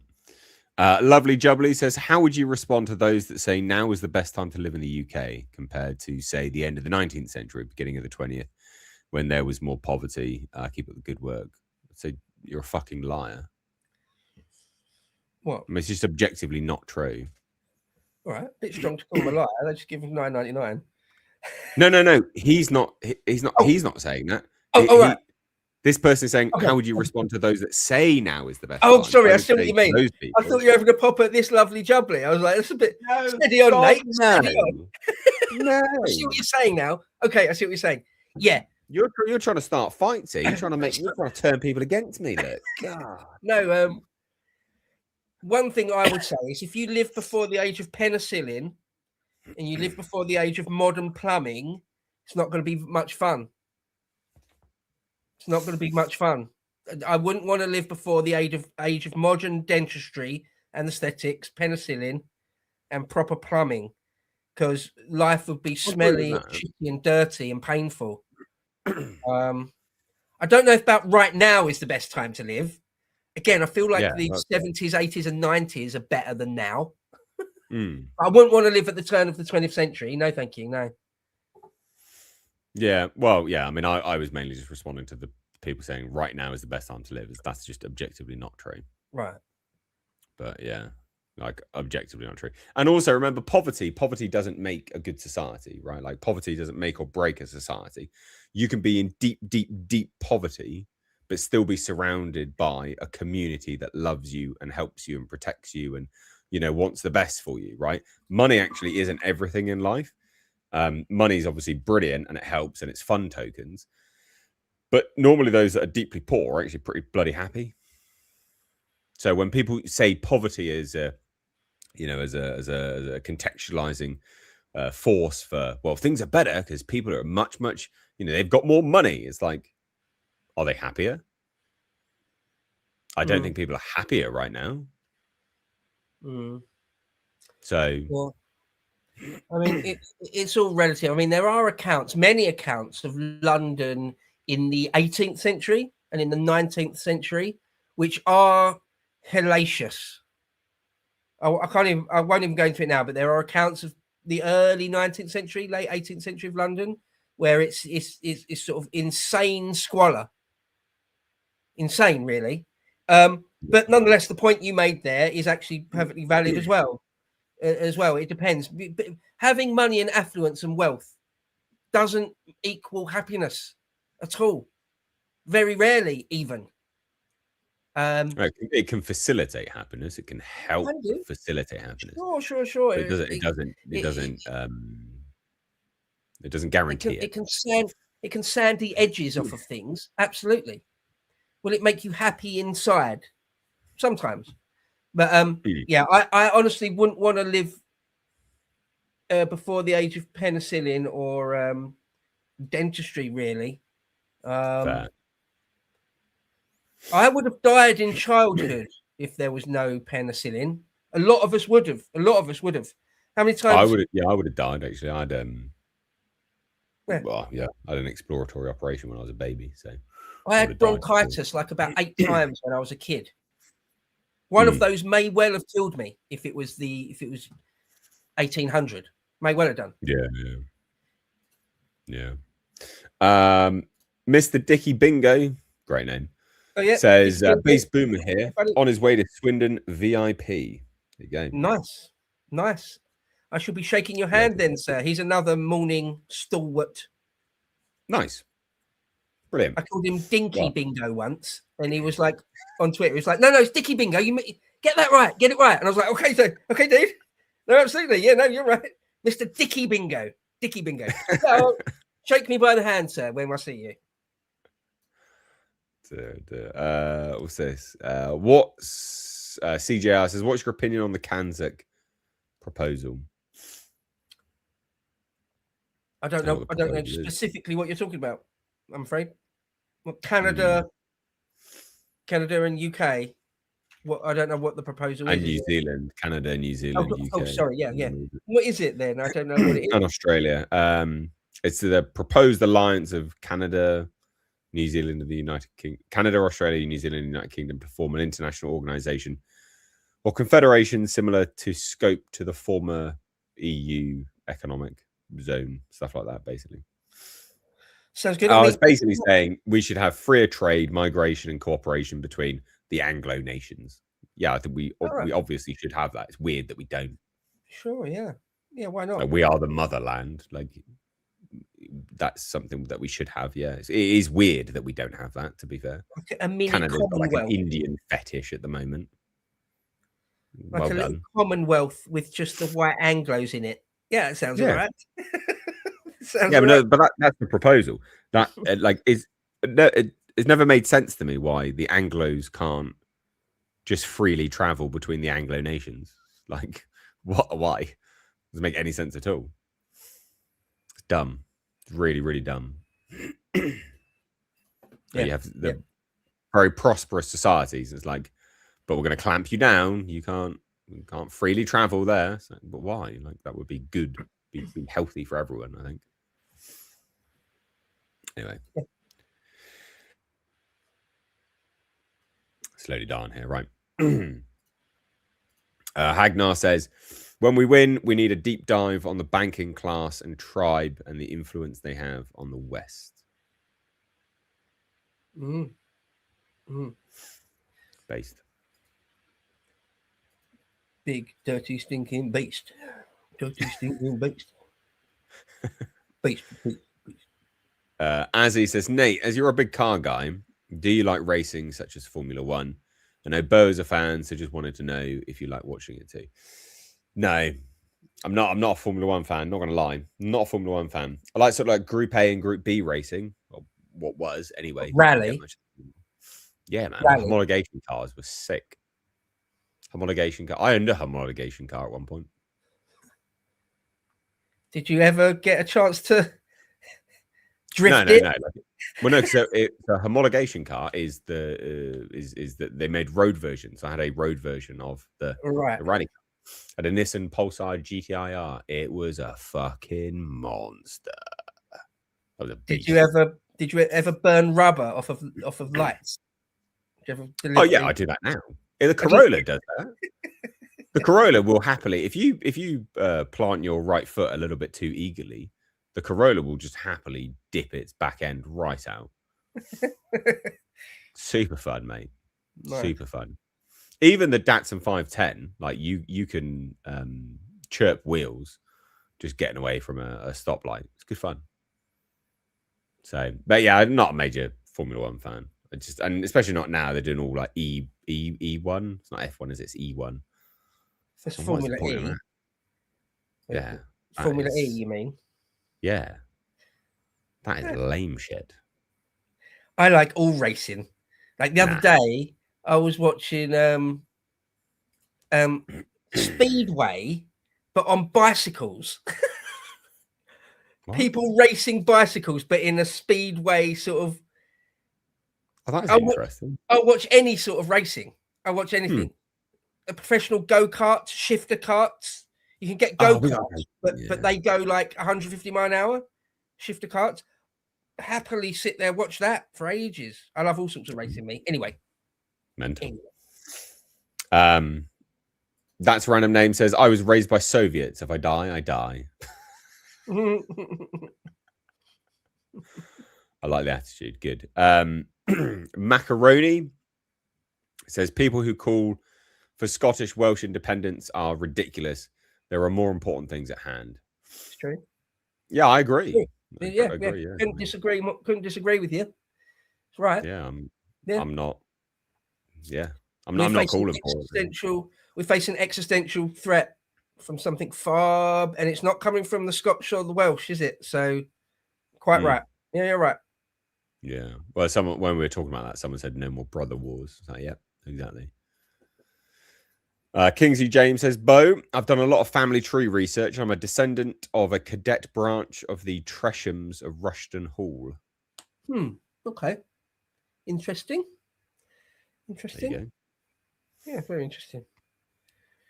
How does ancestry come? Is that same kind of like swabbing and all that kind of crap? Yeah, you have to spit into a little vial. Oh, lovely.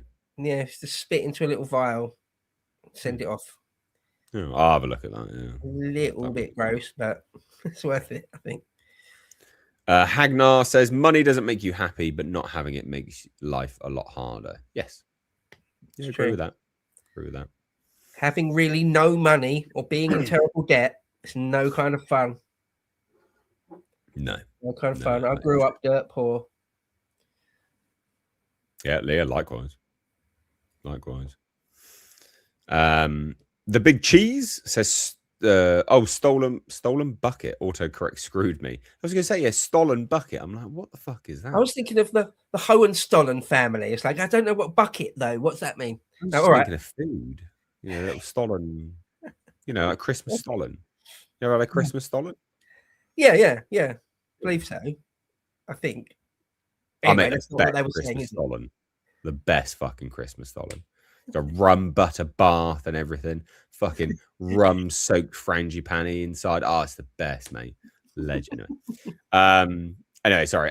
Meant having stories that aren't just murder and rape. Also, I reckon 1925 would be the best year to be born, but only if you can get a reserve job during World War II. Right, yeah. That's not a bad take. Yeah, as long as you had, again, the penicillin thing. Decent anesthetics at the dentist. But it's not a bad shout, yeah. And as long as you weren't, like, killed in World War II. Yeah, not a bad shout. On the topic of what we would do if everything gets resolved, we quite often will do a video that is like a white pill here. We've done a few white pills here on State of Politics before, because we're like, once or twice Bo will bring something and go, it's not, can we really do this? I'm like, we do whatever we want. Like, let's talk about the guy that climbed up in was it Taiwan, I think, or was it Taipei? Can't remember. Climbed the highest tower. It's like, that's cool. Let's talk about that. Why not? Like, it's good to talk about some things which are uplifting every now and then. So if things got sorted and we just covered like good things, I'm fine with that. Talk about dogs, like breakthrough on this, a breakthrough of science or anything. So it's nice. Or it doesn't have to be doom or gloom. When Artemis 2 goes up, I'm definitely doing a segment about that. I'll probably do a fair few segments about that. Is that them going to the moon again? Yeah, we're going to the moon. Yeah, that's this Wednesday. Or we'll see what the weather, but it's probably this Wednesday. Well, before now, we've done bits and bobs. Like we did one about Enoch Powell, just the life of Enoch Powell. It's not, just a stuff like that. Where it's not time sensitive. It's not about what's in the news cycle. Do bits and bobs like that. So, yeah. Otter Pockets, great name. Love you guys. You're top tier. That's all. Great name. That's the best name I've seen this evening. Otter Pockets. Great. Love it. Thank you. Cerulean Sword says, do you think there's a potential argument that independence movements are stronger in general because the central authority is weakened and in chaos? Yeah, I mean, well, at the moment in Britain, yeah. At least to some degree. Some degree, surely, yes. Yeah, I agree with that. I mean, again, the devolution of power has been one of the worst things, I think. Yeah, I think that's helped sow the seeds of independence movements, to be fair. Yeah. Yeah. But yeah, no, perfectly astute observation, good sir. Tony Blair very, very deliberately weakened Westminster in 100 different ways. Yeah. Yeah. Odysseus. I think it's Odysseus, isn't it? Odysseus. Is that Odysseus? Yeah, Odysseus K. Appreciate you, lads. Born in Westminster, but Greek and Cypriot. Love all that's English. What great stylish look with the studs of the clean shave, Nate. Appreciate it. Thank you. So, someone else says, just noticed Nate has earrings and did like little gay things. So, when I was growing up, I had like bigger, really, really big holes in my ears. And so they will never shrink up. So it's either have a fucking baggy hole in my ear like a cat's arsehole, or put something like actually relatively nice in it. So I'd rather not have a cat's arsehole for a fucking ear. All right.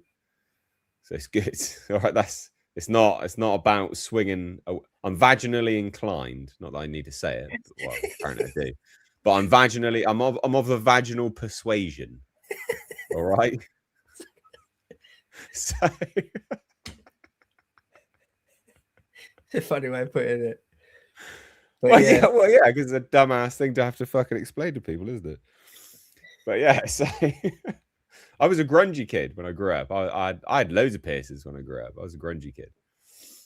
Did you? I never did. You know, I had a stud in one ear when I was right. Bender, you mate, unbelievable. Because that was like in the early to mid 90s in Essex. That was the sort of thing. You might wear a sovereign ring, like a West Ham sovereign ring, and have and one stud in your ear. In West Ham ring. Yeah, something like that. You might wear a chain, shitty chain, stud in one ear. But that's it. You wouldn't have any other piercings. You wouldn't have tattoos or anything. You might have a sovereign ring, one ear studded. And I did for a few years. I guess it was, can't remember which one. It used to be, if you had it in the wrong ear, that was gay. I can't remember what it was. I didn't have it in the gay ear. I had it in the straight ear. I think it was the left. Can't even remember now. I can't even feel the scar tissue anymore. It's so long ago. But yeah, it was one ear where I grew up. One ear. Oh, brilliant. Absolutely brilliant. Right, okay. Thank you so much. Greek Cypriot, Odysseus K. You're a legend, my dude. Legend. Cheers. Appreciate it. Right. That actually, yeah, that was the last one. So that kind of wraps us up. So just to clarify, this was just like a hangout to say thank you for the 25k subscribers, guys. Genuinely, thank you so much. Really appreciate it. We're thinking we'll probably regularly stream on a Sunday, but that will be with a topic. But then we'll also do the little bit, because obviously, you know, people sort of super chat as we go through this, as we have done anyway before the other streams we've done. And then we just sort of do a little bit of a hangout at the end. So that's probably going to be the format, I think, moving forwards. Just to clarify, I guess. We also have just had another super chat. Loafer Sheffield says, book recommend Imperial Obituary, Major General Richard Hilton, or anything by Spike Milligan, 56 Heavy Artillery Regiment, Foot and Mouth. Sheffield, Loafer Sheffield's a good guy. Again, follows me on Twitter. Is in my replies a fair bit on Twitter. Well, all right, dude. It's funny you should mention Spike Milligan. Last Christmas, I got a Spike Milligan book. It was about him versus Hitler. He was in the war, Spike Milligan. And okay. It's a comedy book about his not true, but comedy book about his time in the war. Yeah, very funny, very interesting.